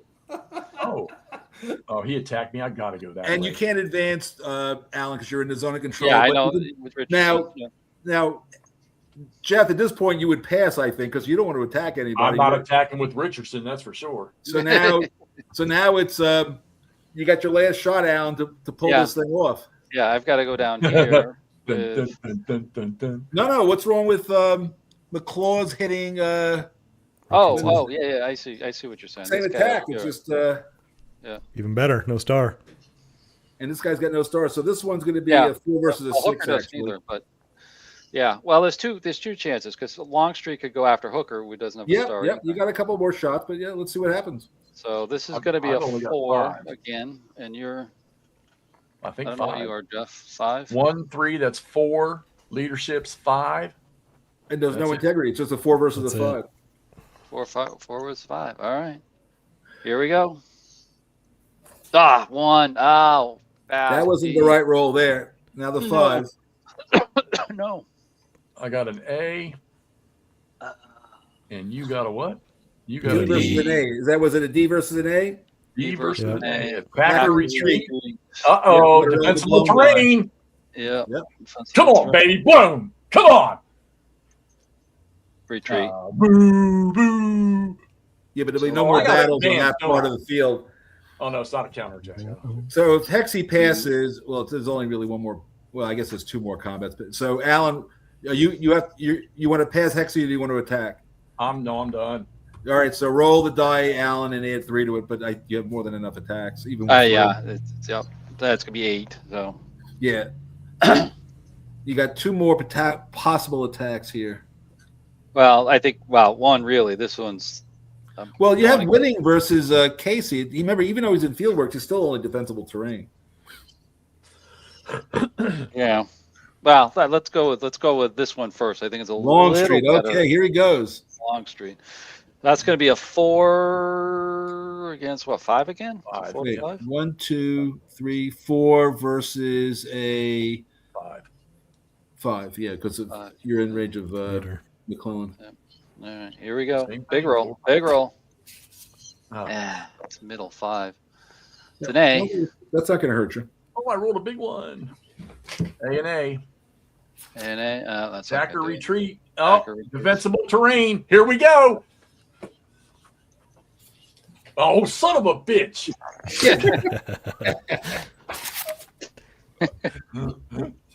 The more fun of these blown rolls is just reactions.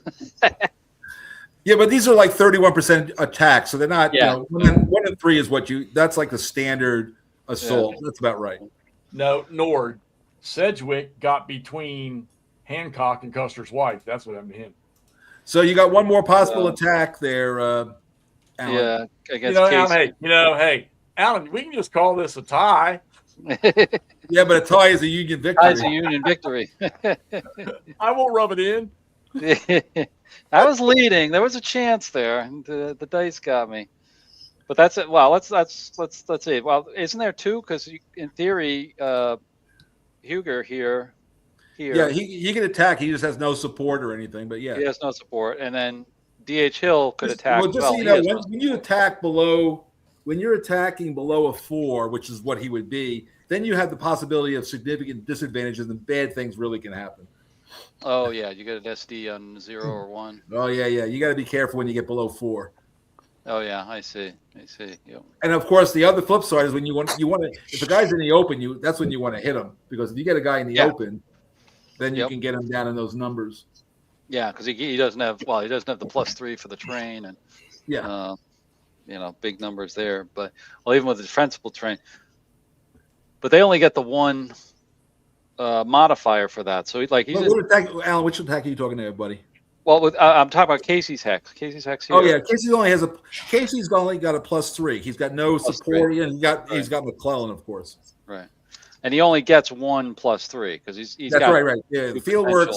The field works is just there to note the redoubt is there, but it has no real effect. No. Yeah. Okay. Yeah. So he would be a 5 in there versus a 3. And just so you know, the reason why you would do that in the game is if you can construct an entrenchment in a defensible terrain if you have a field works there. That's why you would do it in the game. But you can't do that in this scenario. Go ahead. Sorry, Chuck. Sorry, Chuck. So you're a 5. Jeff's a 5, and you're what are you? A 1, 2, 3? Is it 3 to 5? Yeah, 1, 2, 3, 3 to 5. All right, 3 to 5. Let's try it. Let's try it. Let's put the marker here and spin it around. There you go. All right, Jeff. Here we go. 3, 5. Oh, a 9. Oh, got an A out of it. That's as good as you're going to do on that one. I know. That's the best I can do. Okay, Jeff, it's up to you. What do you roll? I got a D. Oh Oh no! Defender retreat. I'm in no. This is not good. This is not good. This is the game. Ah, no!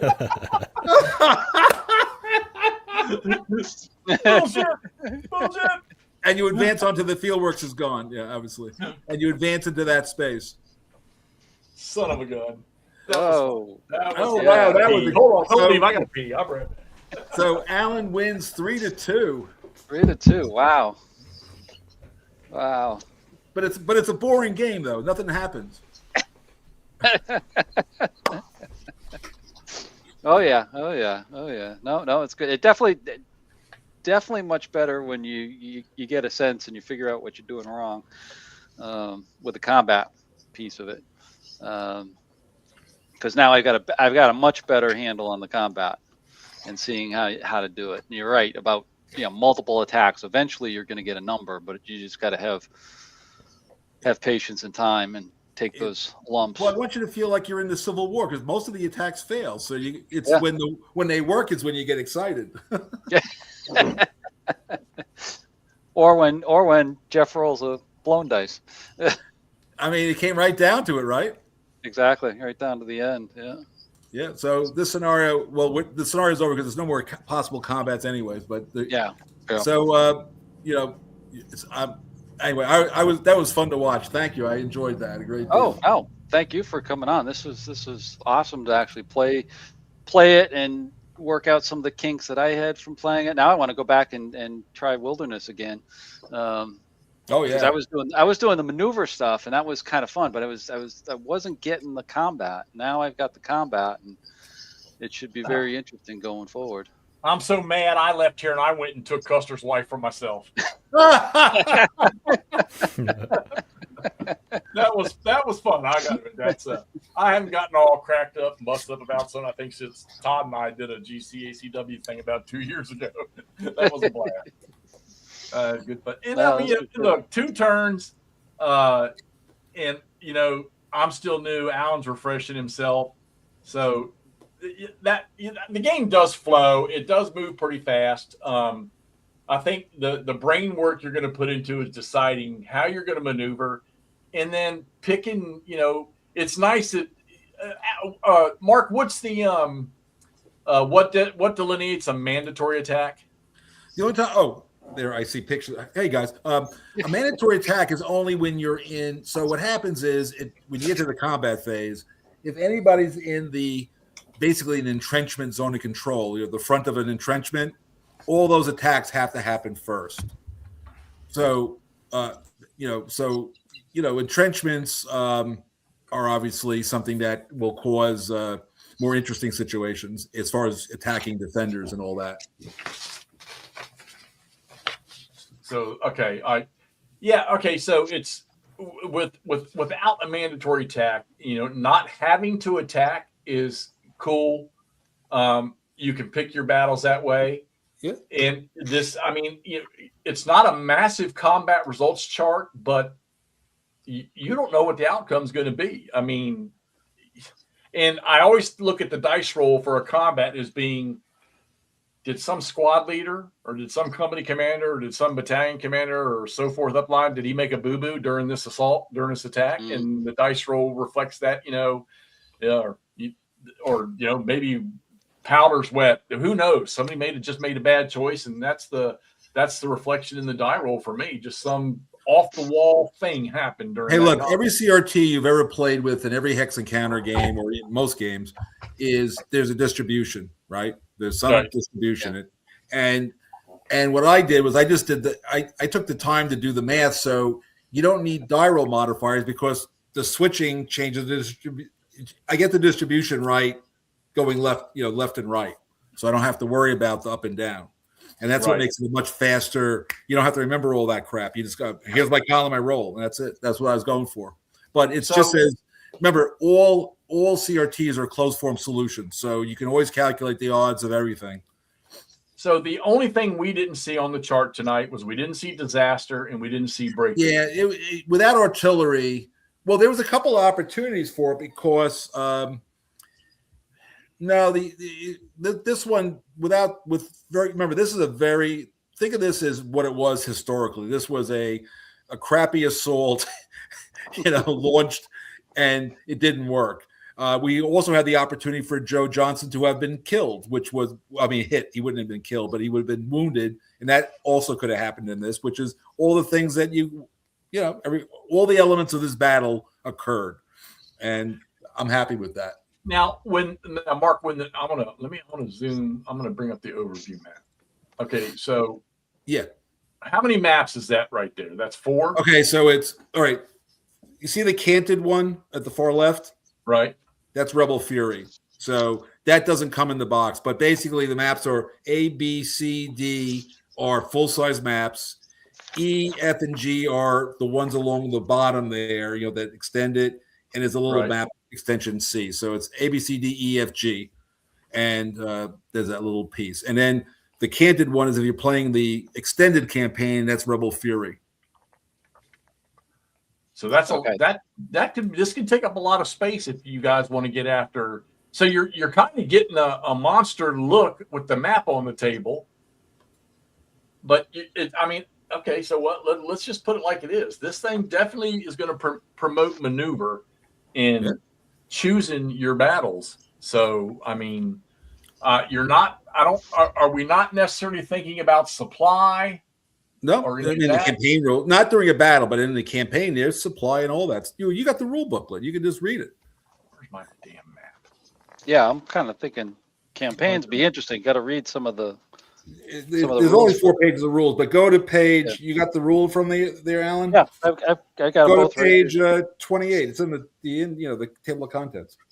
28 of the core rules, or the no. The core rules are just the basic mechanics. The campaign rules with supply and stuff. That's Oh, here we go. Yeah, campaign rules. Yep, got it. That's Night marches, entrenchments, logistics. Here we go. Railroads, wagon trains. All right, that's kind of cool. Yeah, well, remember the difference between a grand tactical game and a operational game is you got to bring in supply at that point. That's when supply is the big flip into a campaign. Oh, there's a fight there, Jeff. It's 5-0, but they're fighting. That's cool. Here we go. Don't make me turn it on. Yeah, they're just talking. They haven't really taken any good swings. They're just telling them what they think of their mothers. Wait a minute. What did they get for dice rolls? Is this an essay or is this they get a D or an A? Nah, this was a disengagement. I think they didn't. Nobody got punched. It doesn't count. But like I said, as soon as you play like just any of the one map scenarios, you'll see it's a whole different. It's another ball game from this because those are like, Spotsylvania is basically 13th through the 18th. So that's 3 days.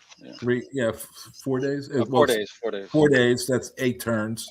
Actually, I think it's a little longer than that. I think the 19th is also in there, but it's all in the scenario booklet. Yeah, that's right, Nord. Alan's now 2 up on me, and he is starting to gain ground in the third one that we're playing. I'm going to go pick a scenario in some game, and make him play the side that just cannot possibly win. Well, I have found I've played this Fair Oaks scenario. It's been played a lot, and every time it comes out, it's within a point. So that's what I was hoping for an introductory, simple scenario. Yeah, I mean, I think that's good because it does show maneuver because you can with both sides, Union and Confederate maneuver, which I think is really the highlight of it to me. Playing the Wilderness, that really kind of showed it to me and got me turned on to that. And now that I figure out the combat, I'm kind of like, oh yeah, I want to go back and play it again. Yeah, in fact, let me see here. You can. I got my. Just so you know, I'm just trying to aim this thing. Oh, we're going on There's tour the Wilderness. here. Nice. But I'm actually playing. So what I often do, again, because you can play the campaign, you only need one. I use the Rebel Fury map to begin the campaign, extended campaign. And then when they're all sort of around Spotsylvania Courthouse, that's when I take a picture and I push it onto the A map, just put another map. So you can basically you don't ever really have to have more than like one map on the table at a time, maybe two at max to play.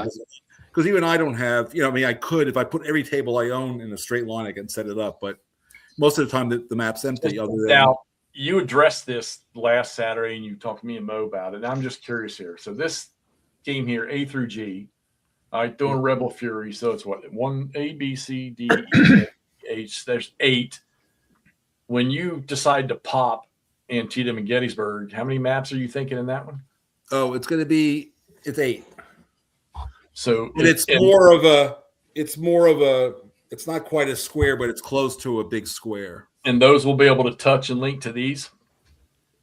So eventually I got, there's a little bit of a distance between there and here. So much for everybody laughing about setting up war in Europe and all the maps together. Wait till I'm telling you, I've been trying to get those. I've been trying to get even with those East Front guys for years.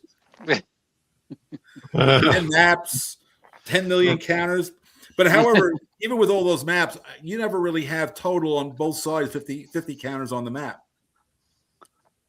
Well, that's what I was going to say earlier too. It's not going to be so hard to. I mean, come on, think about it. You're playing one of these massive OCS or an EFS game, and you got a 4 mapper on the table, but you're looking at freaking 800.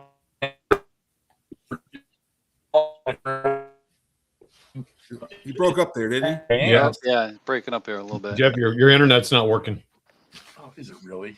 You're back now.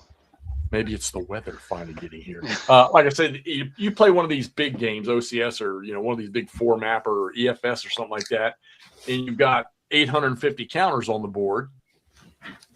Trying to maneuver is, you're thinking it takes you forever. This is not going to be that as big. It's a lot easier to look at. So. Yeah, no, I always I'm a big fan of what I call empty map designs. That most of the map is empty, so there's a lot of things you can do, and you feel, and and again, but it's also again, I come back to this thing of scale. This is the grand tactical level. It is meant, it's a half mile per hex, and it's what General Grant, dealt with. When you get, 1 to 2 miles a hex, you're really truly at operational, and this grand tactical just goes away. And if you're below that, you're playing like Rocket Chickamauga, where you got where you put your artillery batteries matters.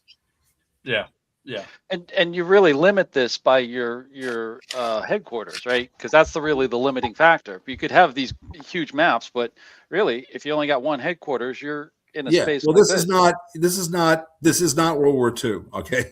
Yeah. I mean, as soon as they got a certain distance, I mean, one of the big moments in this campaign was when Second Corps, after Grant decides that he ain't getting to Spotsylvania, he sends Hancock's Second Corps to start his turning movement. At some point, he gets very nervous because Hancock's pretty far away without support, and he's worried that Lee's going to go after him. It doesn't happen. Lee never intended that, but it was something that worried him. So. Yeah. Again, so you got to remember something also. the wagons. So the Union in this campaign had 4,000 wagons, and the Confederates about 1,500 wagons. So that wagon train marker is sort of represents, the epicenter of whoever's controlling that mess. But they're all over. There's wagons everywhere. I mean, there's shit everywhere. Yeah. And so if you can disrupt the other guy's supply, you haven't destroyed his supplies. You just made all the wagons run away. The wagons are going to, they got horses. You might get a couple, but they're going to scatter. And when they're scattered, the army doesn't have good access to them. Yeah, that would be cool in your Gettysburg campaign if you extended that to get the Winchester. After Winchester's on the map. No, Winchester will be on the map.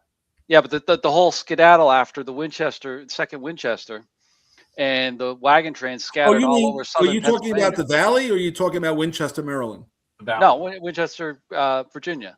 Oh, right before Gettysburg, when they were coming through, and after Stevenson's Depot, the whole wagon train race up into Pennsylvania. Yeah, so that is in the game. Yeah. Oh, cool. Yeah, I mean, I don't have the valley down to Staunton, but I have the lower valley is in the game. Yeah. Did you just call the valley the town called Staunton? You know damn well these rednecks and hillbillies down there pronounce it Stanton. Well, I'm not a hillbilly. I'm sorry. That's from your Cape Cod days, right? I'm from Brooklyn. Just to be clear, I'm from Brooklyn. Yeah, but you're also from Taunton. Hey, when I moved to Tennessee after I got it, when I left the service and I went down to Tennessee, it took me a year to get, instead of saying Greenville, saying Greenville. Yeah, I mean, if I'm hanging a place, I hear people. I know it's Louisville. I've been to Louisville a number of times, but the like I said, I remember I was once talking to this guy, and he was telling me how he came from this. He was telling me all about this cool town he came from and how everybody was so happy. And I said, well, how many people in the town? He goes, 250. I said, I had 400 people in my apartment building. And most of my I was raised, you live differently. New Yorkers grow up on top of each other. So we have you got to sort of have certain social mores where, you don't want to piss everybody, if you're very aggressive, you're going to get your face punched in because we're all on top of each other. If you got 250 people with 100,000 miles, everybody's real happy. Hey, I'll see you next year. I don't know. But anyway, I tell you, I've been having a great time with this one, and I think you guys had at least a decent time. And again, I want this game to be played, not admired. So it moves. Yeah. So it's on pre-order right now. You say it's across the ocean. I would say that remember they push a button to send it across the ocean. I believe after I approved it Thursday, I think it takes them about 5 working days to get the digital masters in whatever packaging they do. I'm done. I don't have to do anything anymore other than play the game. So before Christmas, this will go to China, but then, there's a lot of projects over in China. I would say the early spring or mid-spring would be when this thing's going to actually be in people's hands, I think. Right. Who the hell knows? Taiwan goes to war with Rebel China. Fury, Anything's going to happen. Army. Can you say what the title of the next one's going to be? Lee moves north. Okay. All right. And if you should get that far, what are you going to call the Western stuff, the Trans-Pacific? Well, the first one's going to be called The Iron Dice of Battle, which is an Albert Sidney Johnson quote right before Shiloh. So that'll be number 4. And I think I can get this done in 5. But, I was going to get Vicksburg into the next volume. But, GMT has, they have certain resource limitations. Gene decides how big the game's going to be and what, how he wants to position it. So that's why I got Antietam and I got Gettysburg, which is nice because they'll all combine. But we'll have to have the Mississippi will come. Thunderbolt. So all I know, Nordic Maelstrom 4174. Whatever the hell. I love these names. As far as I know, that's been at the printers for a little bit. I don't know. Until I see it, until they mail me an advanced copy, I won't have seen it. But it's done. It's also done. But it's been at the printers for at least a month. So Wait a who minute, knows? that's your game, Thunderbolt. Well, to be clear, Thunderbolt was Berg. That's Berg's system, and he died. And he had, but the thing we didn't have, but apparently he had done the Hispania, Hispania maps. He did the maps, and we had a copy of that. So Alan Ray, his old developer, and I, put it all back together, and it's going to be great. But it's Berg's last ride. That's what this is. Mm. Oh, Richard Berg. Well, I mean, that's where I started. So Yeah, no, it's going to be a great package. Alan's done a great job. He was the one developing the series all along. So, it's and of course, if you get the deluxe, you get all the new, everything is according to Hoyle. Or if you had the other ones you don't want to, you can just buy this volume separately. But the deluxe will be like the last. Lord, I love you, buddy. Don't you worry. But I'll tell you what, this was a blast. A little two-turn quick hitter that was kind of fun to just move stuff around and see, not knowing exactly what the outcome would be. And again, I'm gonna say it again. I don't give a shit what your odds are going into combat. You don't know what stupid little thing might happen in that combat that could just throw it in another direction. So, and I know Todd's smirking because I know we've both seen it a million times in games. And I watched Ross and his buddy playing Into the Woods, and what are you 4 turns in, Ross, now? Yeah, we're on the 4th turn of 12. And them boys are grinding the hell out of that game, though. And you all were playing the whole first day of that one, right? We are. So we're Which game is he playing? Hours in. Into the Woods is which one? GBACW. No, I mean which battle? I know that. Shiloh. Oh, Shiloh. Oh, yeah. I remember when Berg did. Was it the original one called Bloody April? Yeah. Yeah. That was around here too. We were playing that one back then. That was a grind. I think the only thing that hurt that game was the freaking strength charts, having to build them. I think Berg. Berg comes out with TSS, and remember it wasn't the internet, but there was. I love TSS, but the criticism from some of the really heavy duty was it didn't have enough, detail or simulation or who the hell knows. And so I think he felt like he reacted to that, and I think that was a mistake. I will just say this honestly. Look, I'm at the point where if I'm going to play a game, I want to play a game. I want it to be historically, there's no such thing as historically accurate. I want it to be historically reasonable. I want it to have all the basic factors and all the right decisions for whoever I'm supposed to be. But I also don't want to have, 37 procedures to scratch my nose. I just would like to, get on. I mean, I love the bar system, and when I play a lot of bar still, and I feel like when I am playing bar, I have to play it for a while because I feel like I'm taking the bar exam for taking the bar exam to pass my law degree. I'm studying the rules more than I am moving the pieces sometimes. I watch Eric from Eric's Tabletop, the Napoleon guy. They played that and they play Labatai, and every time I watch them when they play it because the system's they tease me, but it's a freaking slog. Yeah. I mean, so I played the original Labatai de la Moscova with Larry Groves was the designer or one of the designers of that, and I played that with him at the first Origins when I was like 19, and what I liked about it is the original rules to Labatai, which were mimeographed, by the way, it was a long time ago. The game really moved. All the procedures were straightforward, and so you could play the whole Battle of Borodino in a weekend. And it's got like 2,000 pieces, so it's not like it's a tiny game. But it didn't it didn't. But they just kept adding more and more layers to the point where it's admirable to look at, but you're spending more time. Here's the thing. I remember when I did this game and I said defensible terrains +3, and remember Rick Barber he goes, well, what about orchard should be +2? And I said, let me tell you something. What guys figured out a long time ago is when they were shooting at you, get behind a tree. That and every forest hex is a little bit different than some other forests.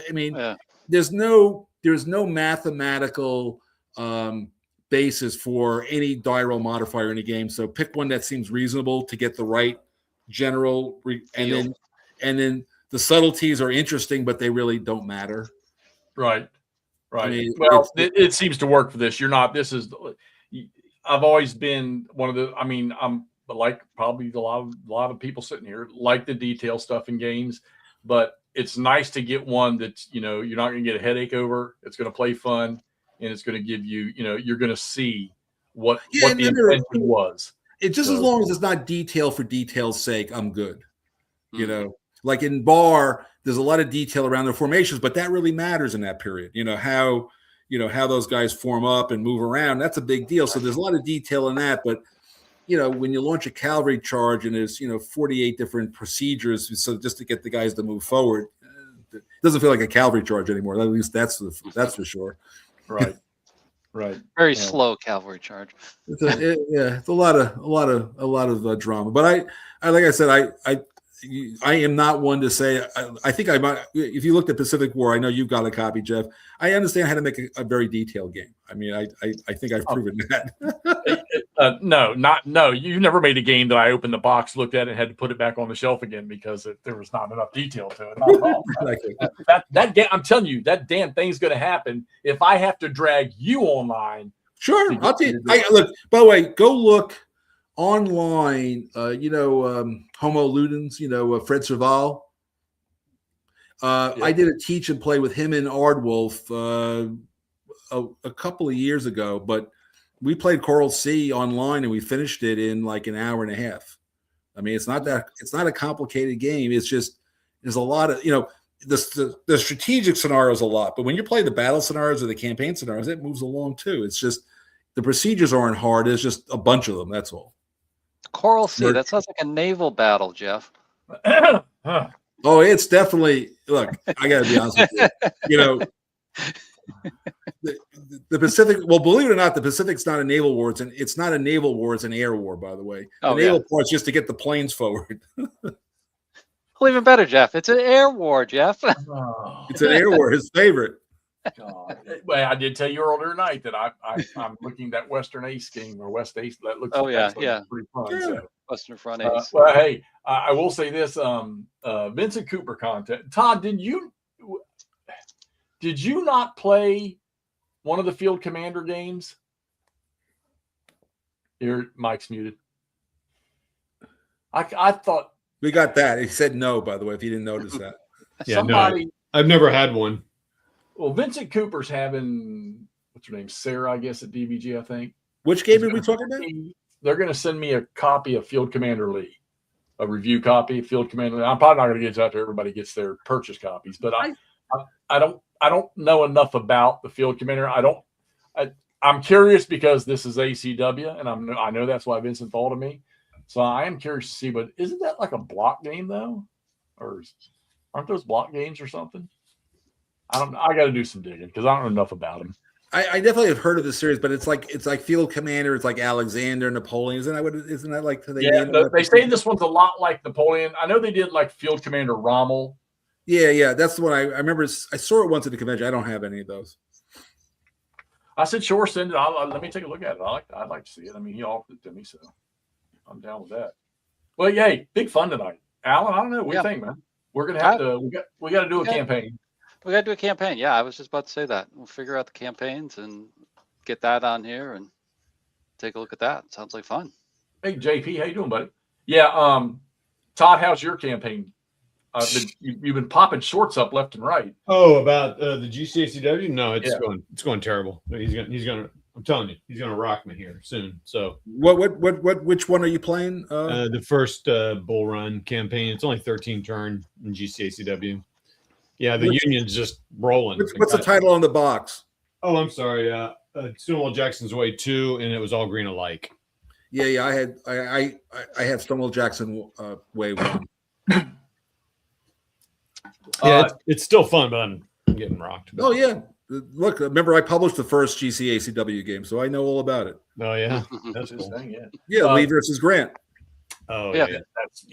Now, see, Alan, I was going to say. So, Alan and I were talking earlier. He went ahead and got a copy of Army of the Heartland, and that's John's game. Yeah, he and I are gonna tackle that, and then Alan, I was thinking too. Yeah, I know it's going to cause you to go searching again, but Lee versus Grant. Oh, I can find that pretty. Yeah. I may be able to Yeah, find that's that. kind of hard. We sold a lot of those. That shouldn't have been hard to find in the aftermarket. I know somebody. Jeff. So Oh. that might. We are JP. So far, we are. It's this is new stuff to us, but we had a lot of fun tonight playing this one. Y'all that coming in late, if you're out there, there's 21 of y'all now. Say hello. If you didn't get a chance to go back and look at the little 2-turner we just played, just rewind this thing and watch it. We had a lot of fun with it. A lot of hooting and hollering. Alan kept cussing the whole time because of his dice rolls were so bad. But it was a good quick play through, and we had the. But he won though, right? But he hooted and hollered and he cursed, but he won though. Yeah, and I'm telling you, I ain't gonna lie to you. It's been a good month, almost 2, since I've had a good cutting up of playing a game. So that kind of did me a whole lot of good. If the worst thing that happens for Army Potomac is people say I had a good time, I'm good. Not the worst thing. Not the worst thing anybody ever said about one of my games. I'll tell you that. Well, I'm gonna kill this thing. I appreciate all y'all popping on tonight. My belly's grabbing. I'm gonna go outside and see if we're getting any snow, enough to make a snowman with. I doubt it, but hey, they keep talking. It says it's snowing. I'm gonna go down and look to see. I got to look out the door. It's hard to see. Mark, thanks for coming on, man, again tonight. Thanks for having me. It was a hoot. It was a hoot. I enjoyed it. And like I said, if you guys are playing the campaign, I don't mean if you're online, but if we I'm around. We around. got to figure it out. Yeah, we'll get you on. We got to figure it out and go from there. All right. All right, everybody out there in the crowd, thank Later, y'all bro. for popping on tonight. Ross, Todd, glad you popped on here tonight. Yeah. Ross, hope you have a good, safe trip. Yeah, safe I travel. will.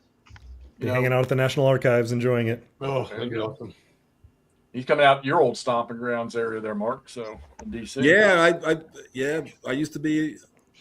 The thing that's really cool is for me to have done this game, back in the day, what I would have done, just like I did with Pacific War, I would have to go down to the archives and find the map, and then I would then put the slip in, and you pay them money, and they would make a copy for you and then mail it to you. Now all these maps are online. You go to the Library of Congress, they digitize all the maps, and it's free. So I just get to find the maps. I give them to Charlie, says here's the area, and he just makes maps. It's fantastic. I love it. Makes magic. Yeah, I'm going for work and I'll be pulling work related stuff, but I'll probably pull some Shiloh stuff or something that maybe isn't digitized already, since I'm in the middle of that Shiloh game. Yeah, you should. That's cool. Yeah. Yeah. I assume it's the same way it used to be. It used to be like there was a form you filled out, and based on the size of the map, it cost you remember it's a long time ago, $12 was a lot, but maybe now it's like $40. I don't know. But and then you'd put the thing in, and eventually you'd get it in the mail but that's how I got the Pacific War map. It was a 1942 engineering map out of a magazine. Oh, wow. But the key part was equal area. That was the cool part. Yeah. All right. Good night, everybody. Thanks for everybody showing up. Later. We'll see ya.